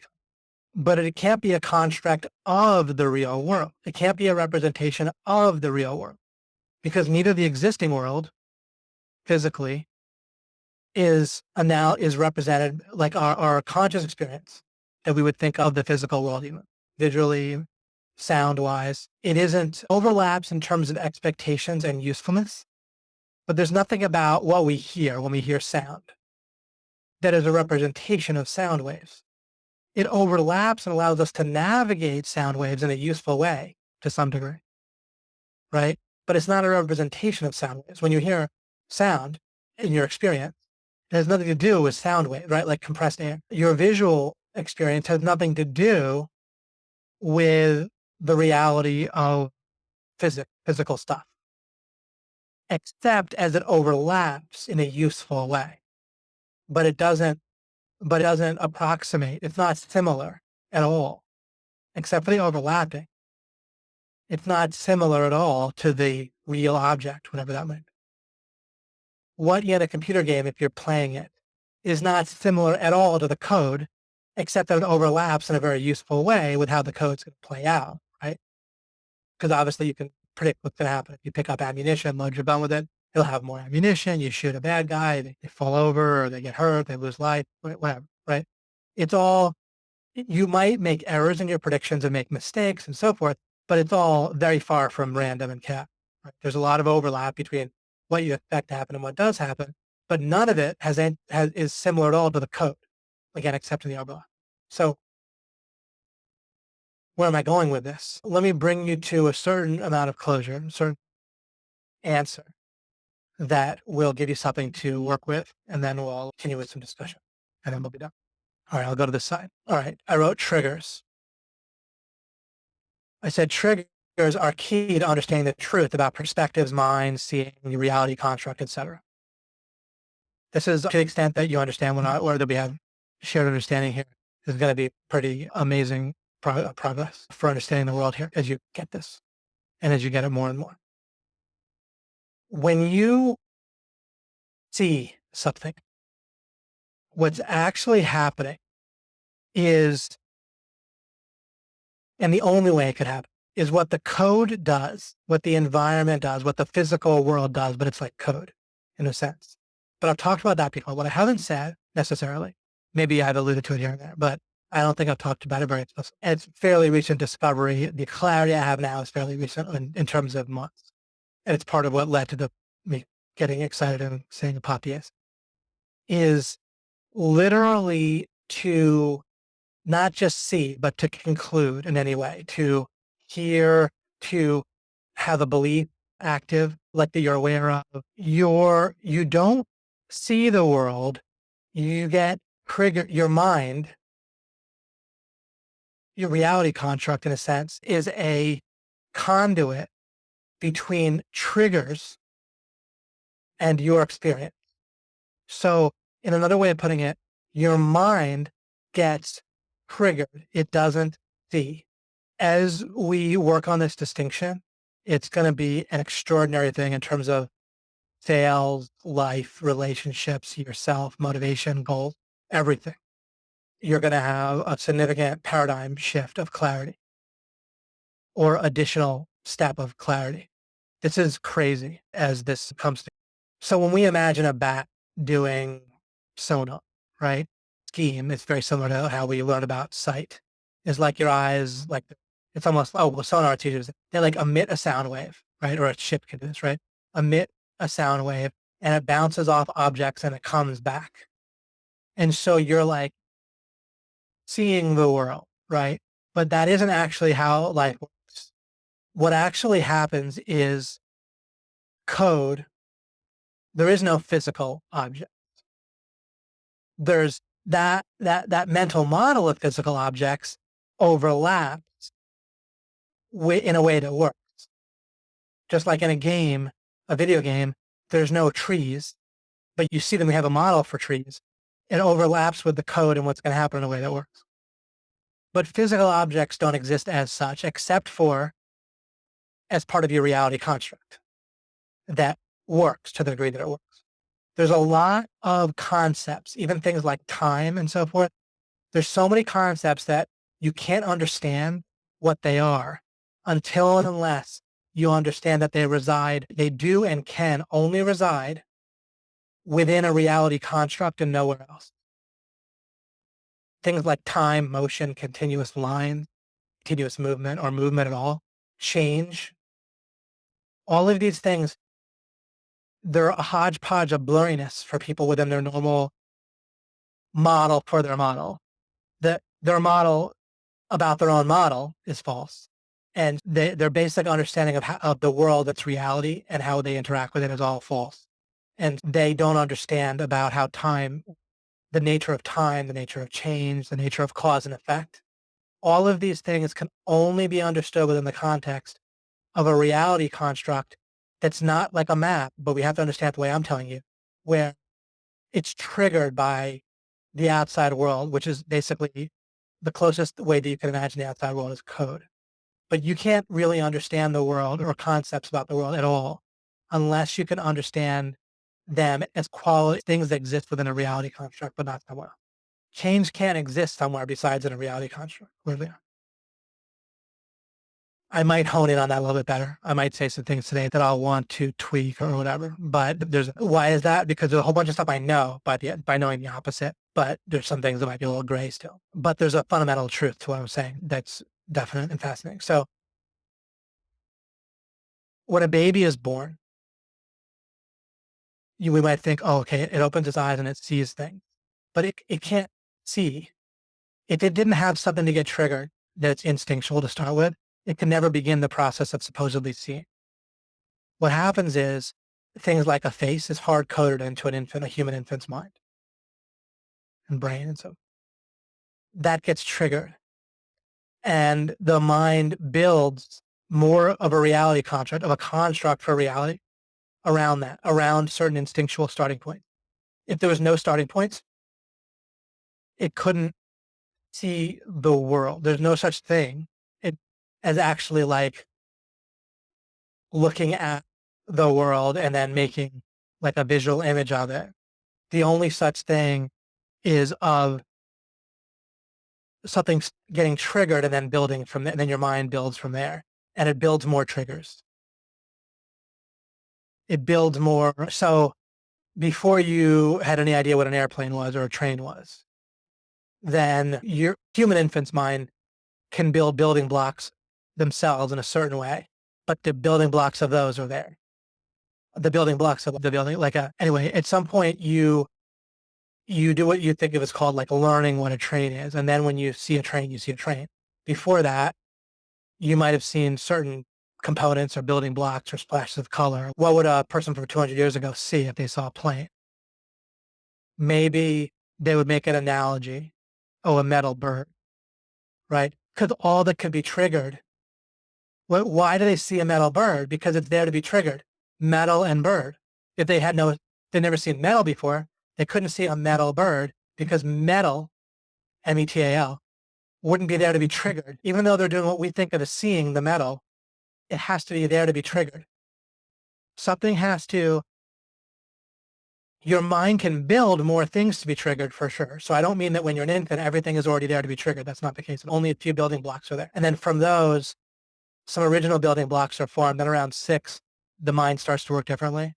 And you can only rearrange there's something more building blockish that happens in an infant, as far as I know. When I talk about human development, and that's like a scientific fact-based thing, you can't figure it out through the process that I normally use. So it's a different, I'm just reporting to you.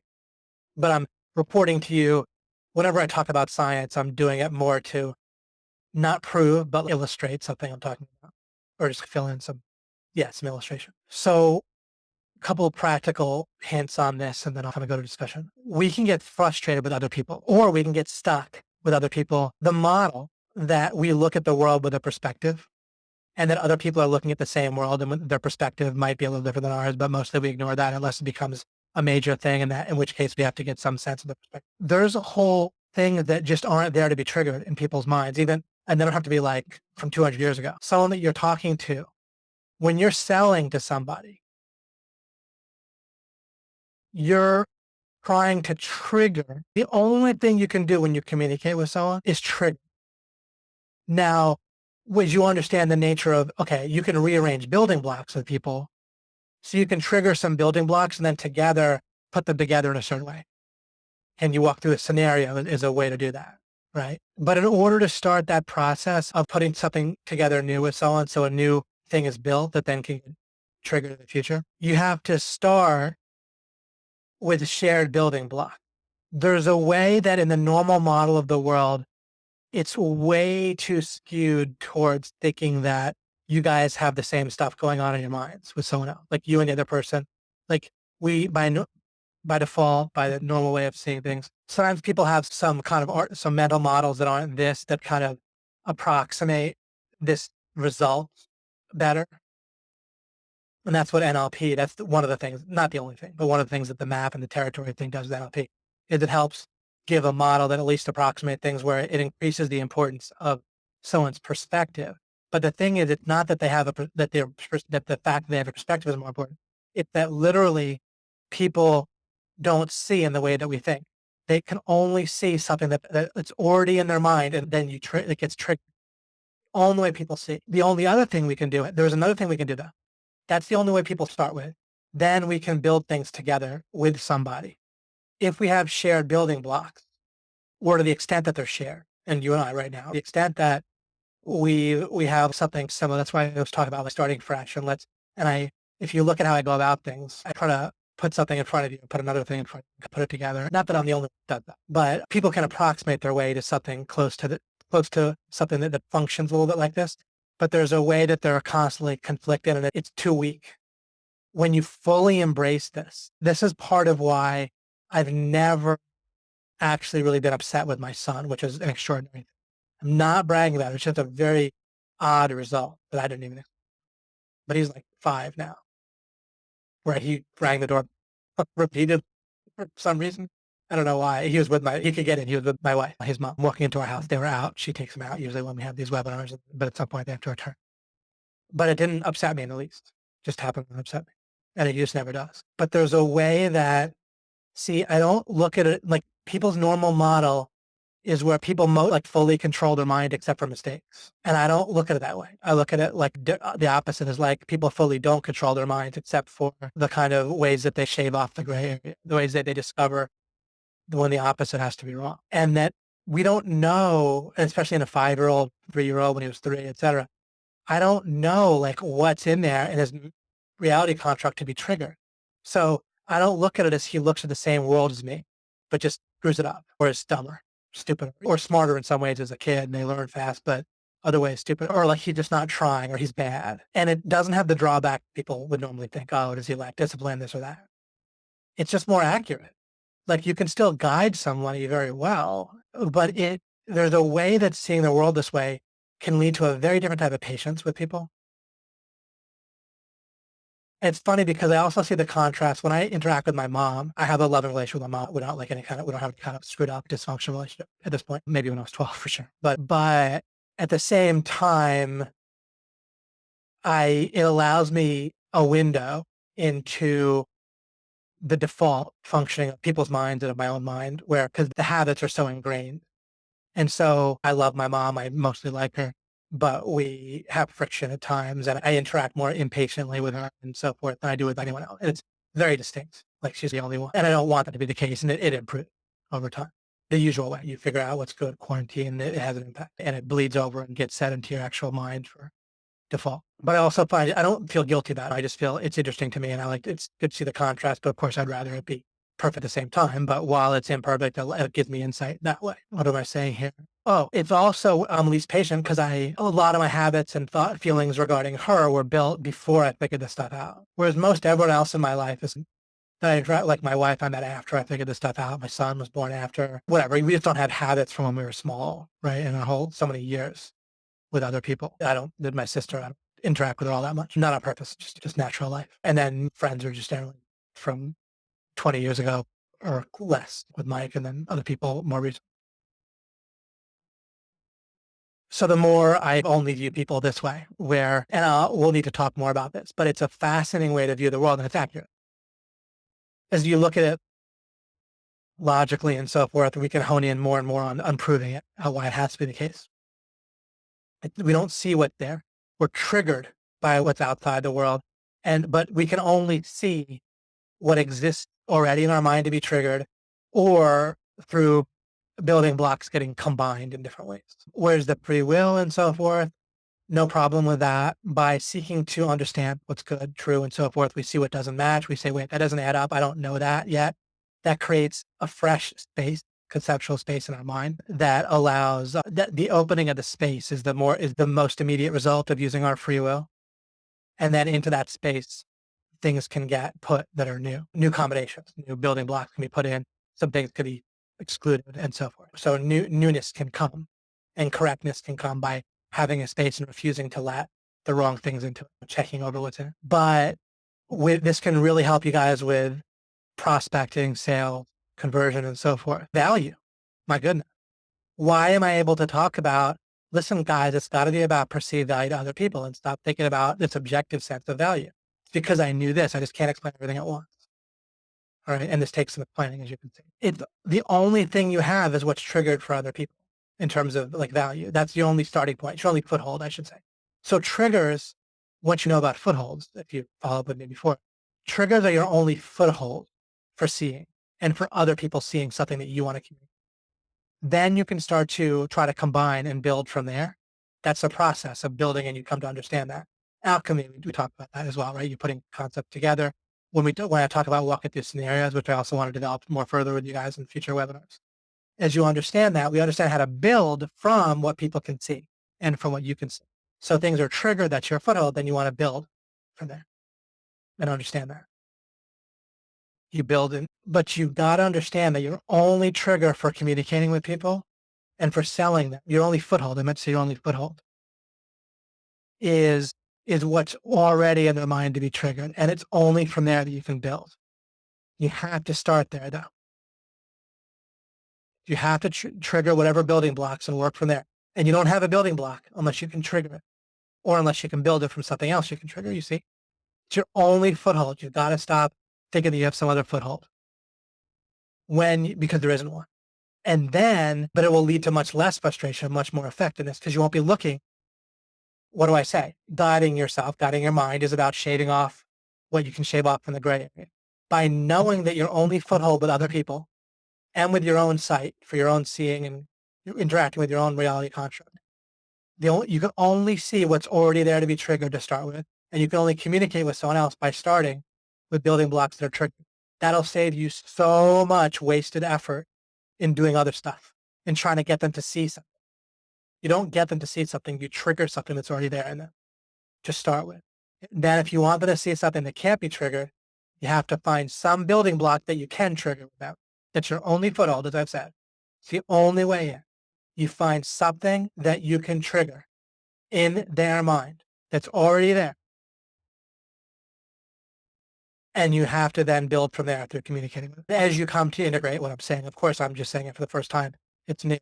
But as you come to integrate that, it's going to be nuts and you're going to be wildly effective and you're going to have an advantage to the extent that you need an advantage. Of course, life's not really about advantages over competing with people, but it's just tremendous what this will do for you. Unconscious. So that gets us started, at least with this. Potentially exciting. I will take a break for a minute and then I will come back and we'll talk for just a little while. Keep meaning to do more discussion, but at the same time, I know you guys like the prepared monologue too, because then I kind of prepared for you guys. Rock and roll. I'll be back in a minute. I'm back.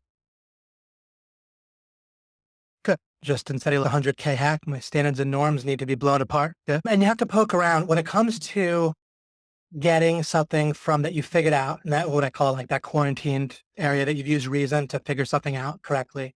You know it's correct, or you stipulate, you suspect it's correct within it, right?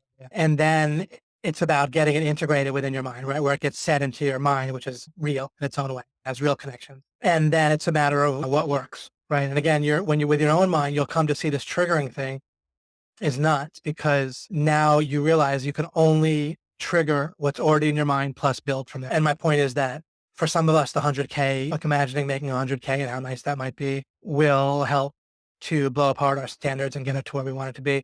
For others, it might just be different communications with your mind might work. Bryce says that's exactly what I do at networking events. I don't forcibly talk about my service. Ah, good. Where was that about? Right. You let them come to you, right? You stimulate, right? In order for them to make a move towards you. A little bit like with wrestling, you push and then the person pushes back. And then because they're pushing back, now you use their motion against them. And it's a simple technique, but wildly effective. And Mike, who's did wrestling in high school and college competitively, went to States and was very good actually. Mike Law. I told him that like in general, and he said that he got a guy who was super good to help him with what was it? He was either good. I think it was on his feet. He was worse on his feet than on the mat. And the guy showed him, it was one or the other. But basically this super good guy showed him at wrestling, helped him with one thing he was missing. But it boiled down to just simply embracing the push pull that I just told you. And it's a basic, but so commonly people don't do the basics correctly. If you do the basics correctly with almost anything in life, you'll do it up to the top 10% or 1% thing that just works in life. Bryce asked a question. Just got back and was with a client. I closed this client, but I'm a little concerned about the regulation and website setups of the client side is involved, and he's an insurance rep. I'm sticking to Sir Brance's idea about not thinking about solving the problem. Rather, I take action in the process. Yeah, take action, and I'll see if I can get Steven to accelerate some stuff that might be relevant there. Also, there's Bryce, and get on that business law webinar and maybe ask him. It's on Tuesday, tomorrow at 8 p.m. Maybe you can get on there and ask him, and he'll be doing some webinars in the future where you can ask some stuff. And he'll show you how to look into that as well there. Goal reveal is a treasure. Oh yeah, exactly. It's huge, right? The goal reveal. And then understanding how goal revealing relates to goal setting. You still set it in your mind, right? Just like you set what hair and perm or whatever, right? But you reveal it first. You don't do it backwards where if you let your mind tell you by your gut or whatever, or your heart, then you can let your heart guide you in the sense of what feels right. That's good. That's your brain doing the best at guess within a gray area. But then you check it over with thinking properly and looking at the opposites and such, right? So you work with your mind. So you can see what is my heart saying, but then check. And the more you eliminate things that are definitely wrong, the more your heart will have the right place to search in, right? And be more accurate. Bryce said the whole getting to a conclusion mindset is in a sense the matching game that ends up screwing up our process. The whole getting to a conclusion.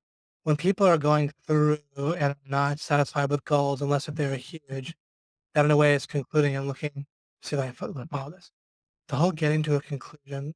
Oh, getting to a conclusion mindset is like people want closure. They feel like something's wrong. What you want to do, and just to give one other angle on it that occurred to me recently, is like a product. Because I thought of asking you this question, like posing this question.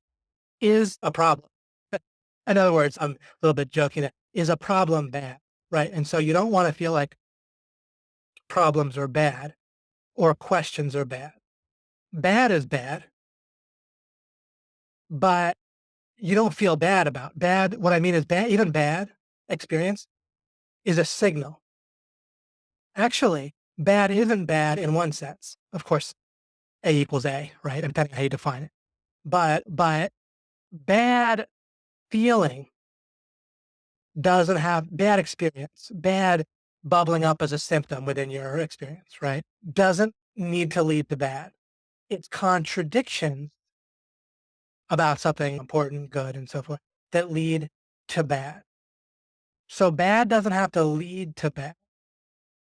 So bad that you're noticing already happened. It's already over, by the way. And this is a little bit new that I haven't quite clarified that slide before.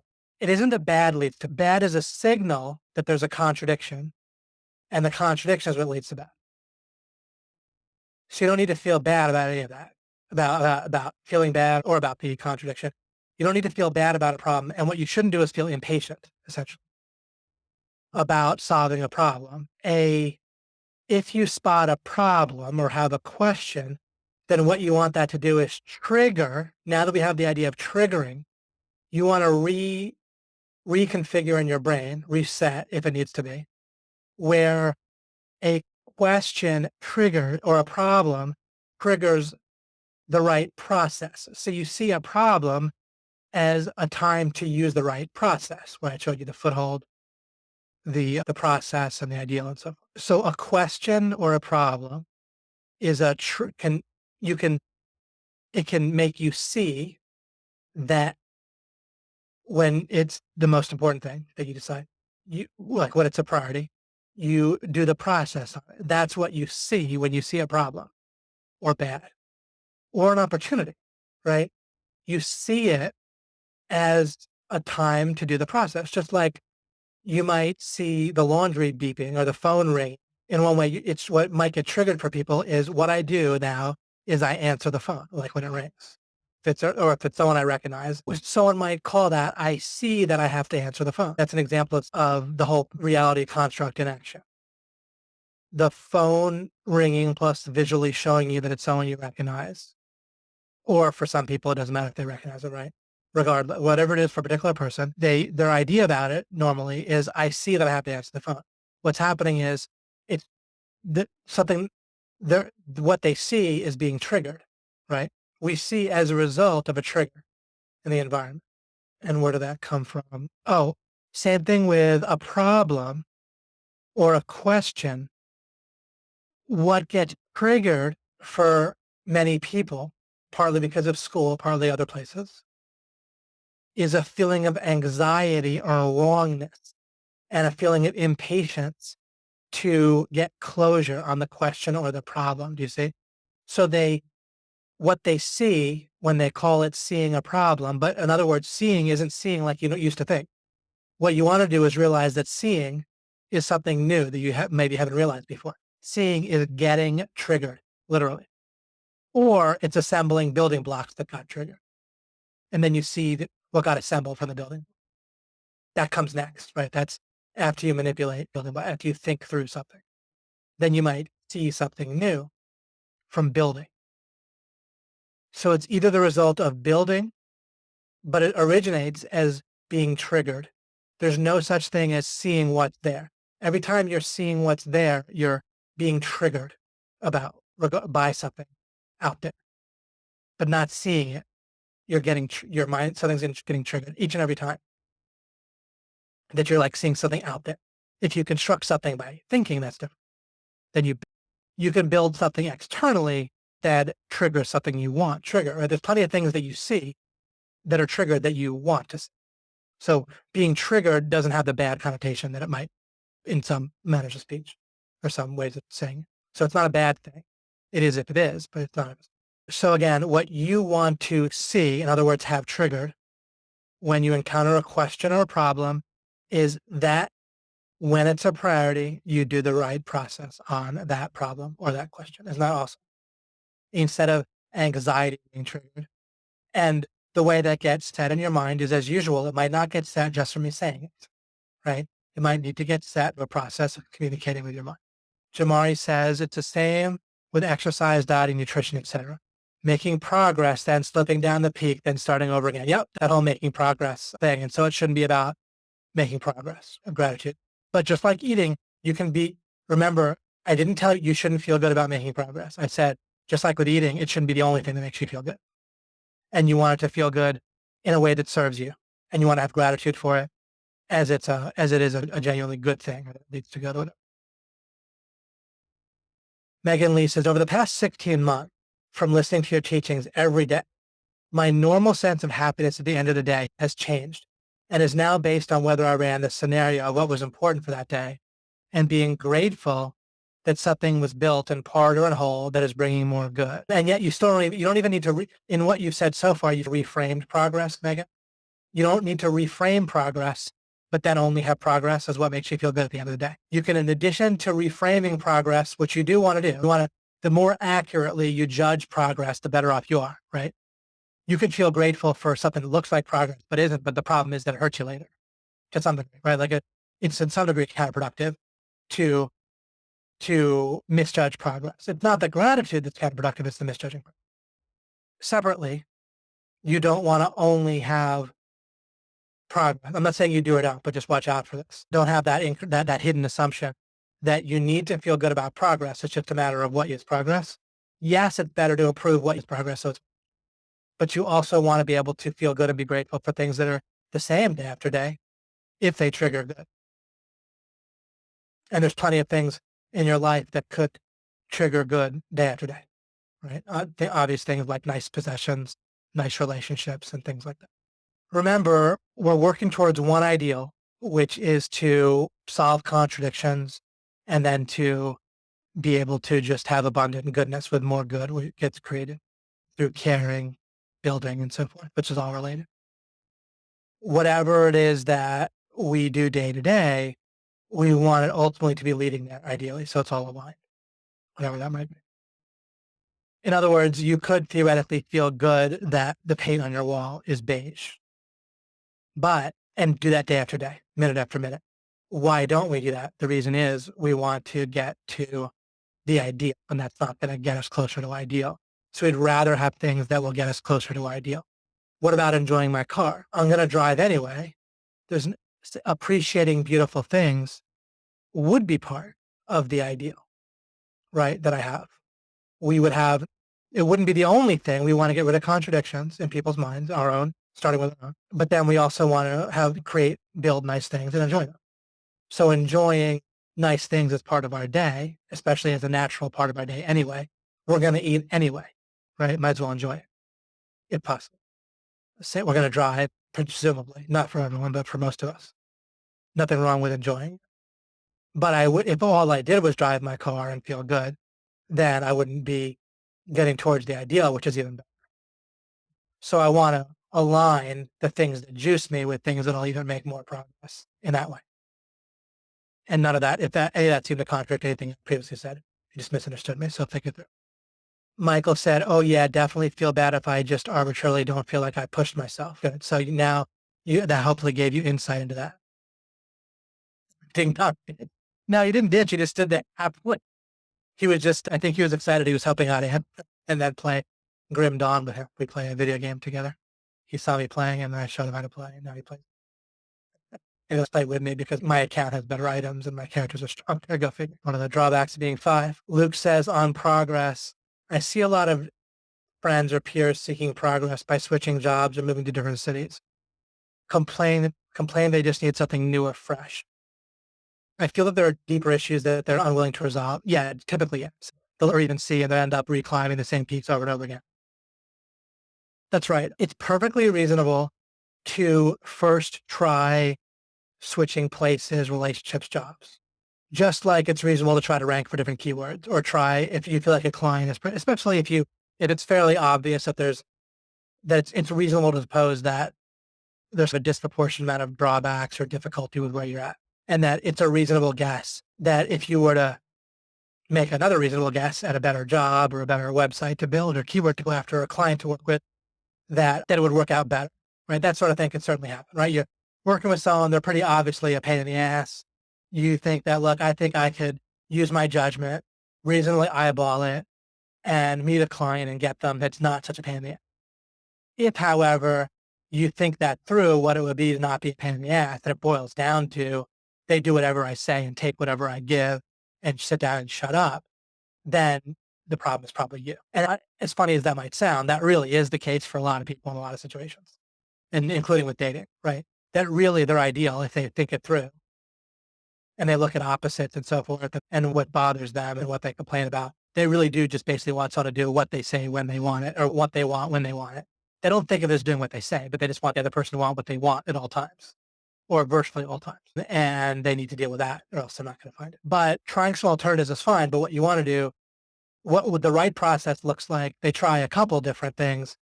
Like they eyeball it, see if there's any kind of obvious problems with themselves or reasonably obvious once they think it through. Not obvious without thinking it through, but obvious once they think it through. They think it through, look for problems with themselves. If they don't see any, just try a different thing. But if it doesn't work after 3 tries of switching, then particularly the problem must be you and you got to look at it. Or maybe it's not you or the switching, but there's some assumption. There's something going on that you're not realizing. Not you per se, not even like yourself or a belief, but some assumption, something you're not taking into account. Maybe you need to try a different country altogether, just to give an illustration. Or different, it might be fine to have, you might be basically okay, and there might be a career that you might like, but it has to be in a different niche or a different field. But if someone tries 3 different fields and they're still not happy, then there's something somewhere else to look besides that. Well, you have to wrap this up in a few minutes. Bryce said this might be relevant for people. I think it is good that my mind and the OMG community making 100K a month normal. But I feel that feelings of scarcity and embarrassment for not achieving the goal is a negative feeling. The steps out of a positive, of course, is coming from a contradiction, right? Yeah, you just basically don't ever need to feel inadequate about not achieving an ideal. This relates to what I said about a problem. What you want to see when you see a problem or you see a standard you haven't met or you see an opportunity, these are all different parts of the same coin, right? So you see a standard that you also feel as a standard for yourself, that you haven't met it. Then what you want to see based on that is that it is time to use the right process.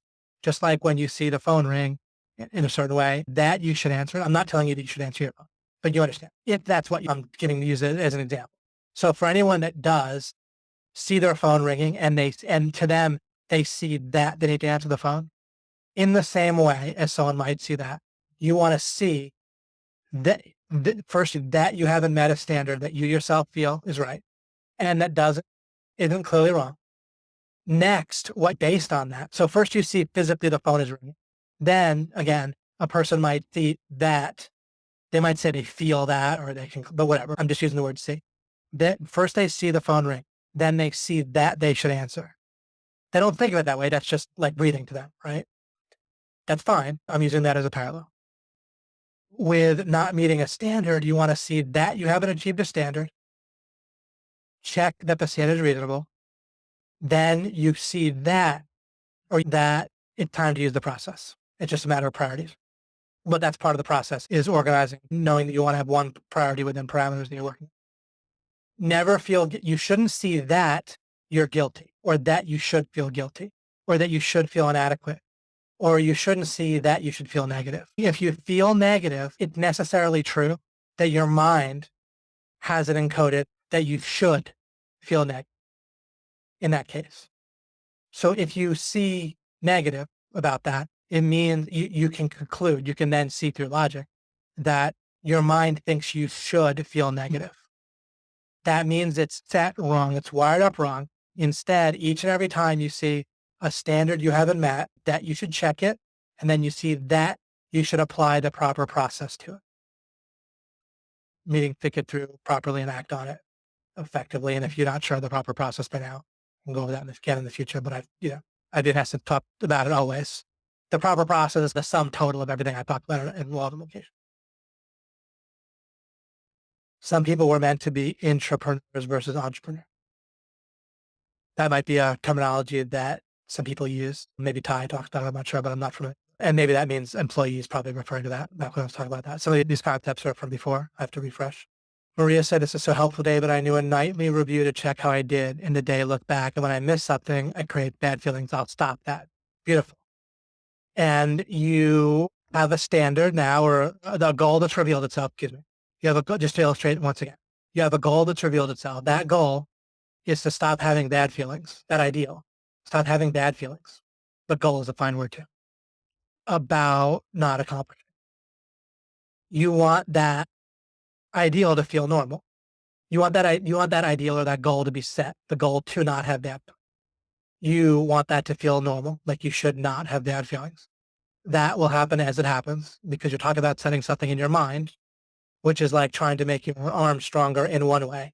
It's a physical thing that takes doing. You have to stimulate the environment, or the body, in that case, in such a way that it causes it to build muscle. Your mind does not act exactly like a muscle. There's some parallels to it, some not parallel. But remember, it gets that, so you don't be impatient. It's just a thing like anything else. To get it set, first you want it to be set, and then it'll come from the achievement of it will come from there. Once a goal is set, what do we do after that? We help our mind not be unstuck using the same process of operating consciously. It'll do the rest by itself. If you have a goal set, then you unstick it in various ways. You make sure there's clarity. If it ever gives you signals like frustration, anger, boredom, or just you feel stuck, sometimes it'll say, I feel stuck, I don't know what to do next. Then, what do I definitely not do? What's definitely not going to work? Look at the opposites. Okay. What good scenarios and so forth. Not sure what this is referring to. Is it a representation of the regularities in the real world? In a sense. No, I have a sense of what you're saying. Right, because the regularities, we don't see the regularities, but we see the effect of them. So we see them more clearly, a little bit more directly, one less step removed. But I can't really get too much into that right now. Pretty much have to end this right about now. Mike says it's what I said about the wrestling, so you can read that. He showed me the push-pull, and you immediately became very top level. Megan said that is so helpful about a bad event. Our communication can lead to good by understanding it can be a trigger. Exactly. Yeah. I clarified. There's a lot of little things I clarified about goals and ideals and bad feelings and progress today, which I'm very glad I did. Stuff I've known all along, but it's weirdly hard to explain everything at once. So it seems major and basic, but yet I haven't gotten to it at number 9, but I'm glad I got to it there. Oh, this is cool. I'll read this as we close here. Interesting examples of it. While running a 35-pound tree auger, it's a tool, power tool for a tree. It took a certain body movement to keep from draining all your physical energy and killing your body. I saw so many guys from Navy SEALs to weightlifters all beat themselves up within hours trying to manhandle the tool. So in other words, they didn't embrace it, right? And help the tool kill what you do with your mind, right? You want to embrace what your mind is good at. It's not you against your mind. They were trying to be against the tool. They didn't embrace the tool in a certain way, right? You want to clear the way. You want to create the conditions for the tool to do what the tool is good at. You want to see what the currents are of the tool, not fight them, but work with the currents to direct them in the way that you want them to go. And Brian goes on to write, yet it was the motion of my body to leverage the movement of the machine that created an ease of movement, easily maintaining endurance all day. The same perspective. That's a terrific example of one fundamental way to look at life and what I'm trying to show you overall. It's one great kind of parallel to everything. Exactly right. It's just exactly right. And including what I'm helping you now today with understanding how our our reality construct is with our mind. It gives you a very important part of understanding how your mind works by understanding how the reality construct works and works with reality. And in doing that allows us to understand our mind in the same way that we might understand a 35-pound tree auger. And then instead of manhandling their mind, that people think life is about controlling their mind and fighting with their mind successfully, just like these Navy SEALs and weightlifters, right? Instead, we want to be like Brian, understand, which might take some time. Let's imagine Brian, I mean, this might not actually happen exactly. Suppose Brian took an hour or two or more. What if it took days to really understand how the auger actually worked, like how its currents work, what it did naturally, and how to align our body movement with it to direct it rather than fight it? It would still be, depending on how much you had to use it, but it could still be very effective. Some amount of understanding it would then make all the rest of the time using it so much easier. And that's what crushing the game is like. We take some time. The tree auger, we might only use a certain amount, but our mind, you're going to use your whole life, right? So we take a certain amount of time to understand how to naturally work with it. And then instead of fighting it and basically fighting life constantly, right? Fighting in life, using our energy in a way that just burned and counterproductive, we were able to work with our mind. And I see this in parenting, and it really works out where I do something very simple, but tree organ with parents. And it's amazing how effective it is in my own way, like in the things I'm trying to do. I really don't mean like overall in general, but at least in like in achieving what I personally would like to achieve without fighting. It just feels so much like this tree organ thing. In the same way also that if you use the tree organ correctly, where you're doing it like Brian did, you can tell that you're doing something correct and smart and effective. And that's what I mean in terms of a certain type of thing with parent. All right, guys, awesome. Wow, you guys really stuck through it again. So many people are still on the same way they always have. Hard to imagine I now embrace and not quite enjoy the sticky gray areas that previously drove me nuts. That's wonderful. That's great. You're very welcome. Yeah, that's nice. The epic webinar. Yeah, I think we really got a lot of good clarity about some critical stuff while opening us up for more for the future at the same time. So terrific. Love it. Okay, wonderful. I'm really glad how this turned out. I myself don't know, as I point out, it's a bit of a gray area for me. So I get to celebrate with the rest of us as we see how it comes together, where it comes together. You're very welcome, Sir John. Michael says, thank you. I feel it felt like a Scientology clear. Not that I've done one. That's he felt like a Scientology clear, not that I've done one. Excellent. Total dopeness. Great. Thanks again. Now I need to reassemble my absolutely. Maybe the fourth or fifth time you listen, it'll all come together. Appreciate you guys. Thanks, David. Time to discover and set more triggers. Terrific. Fascinating. I look forward to developing that for myself and with you guys. The idea that we literally just see is to have things triggered in our mind and not anything else. So a totally different paradigm. You're amazing. Thank you, Dave. Can't argue with that. I can't not argue with it, but I can't turn that down. I appreciate that. You're very welcome, Susan.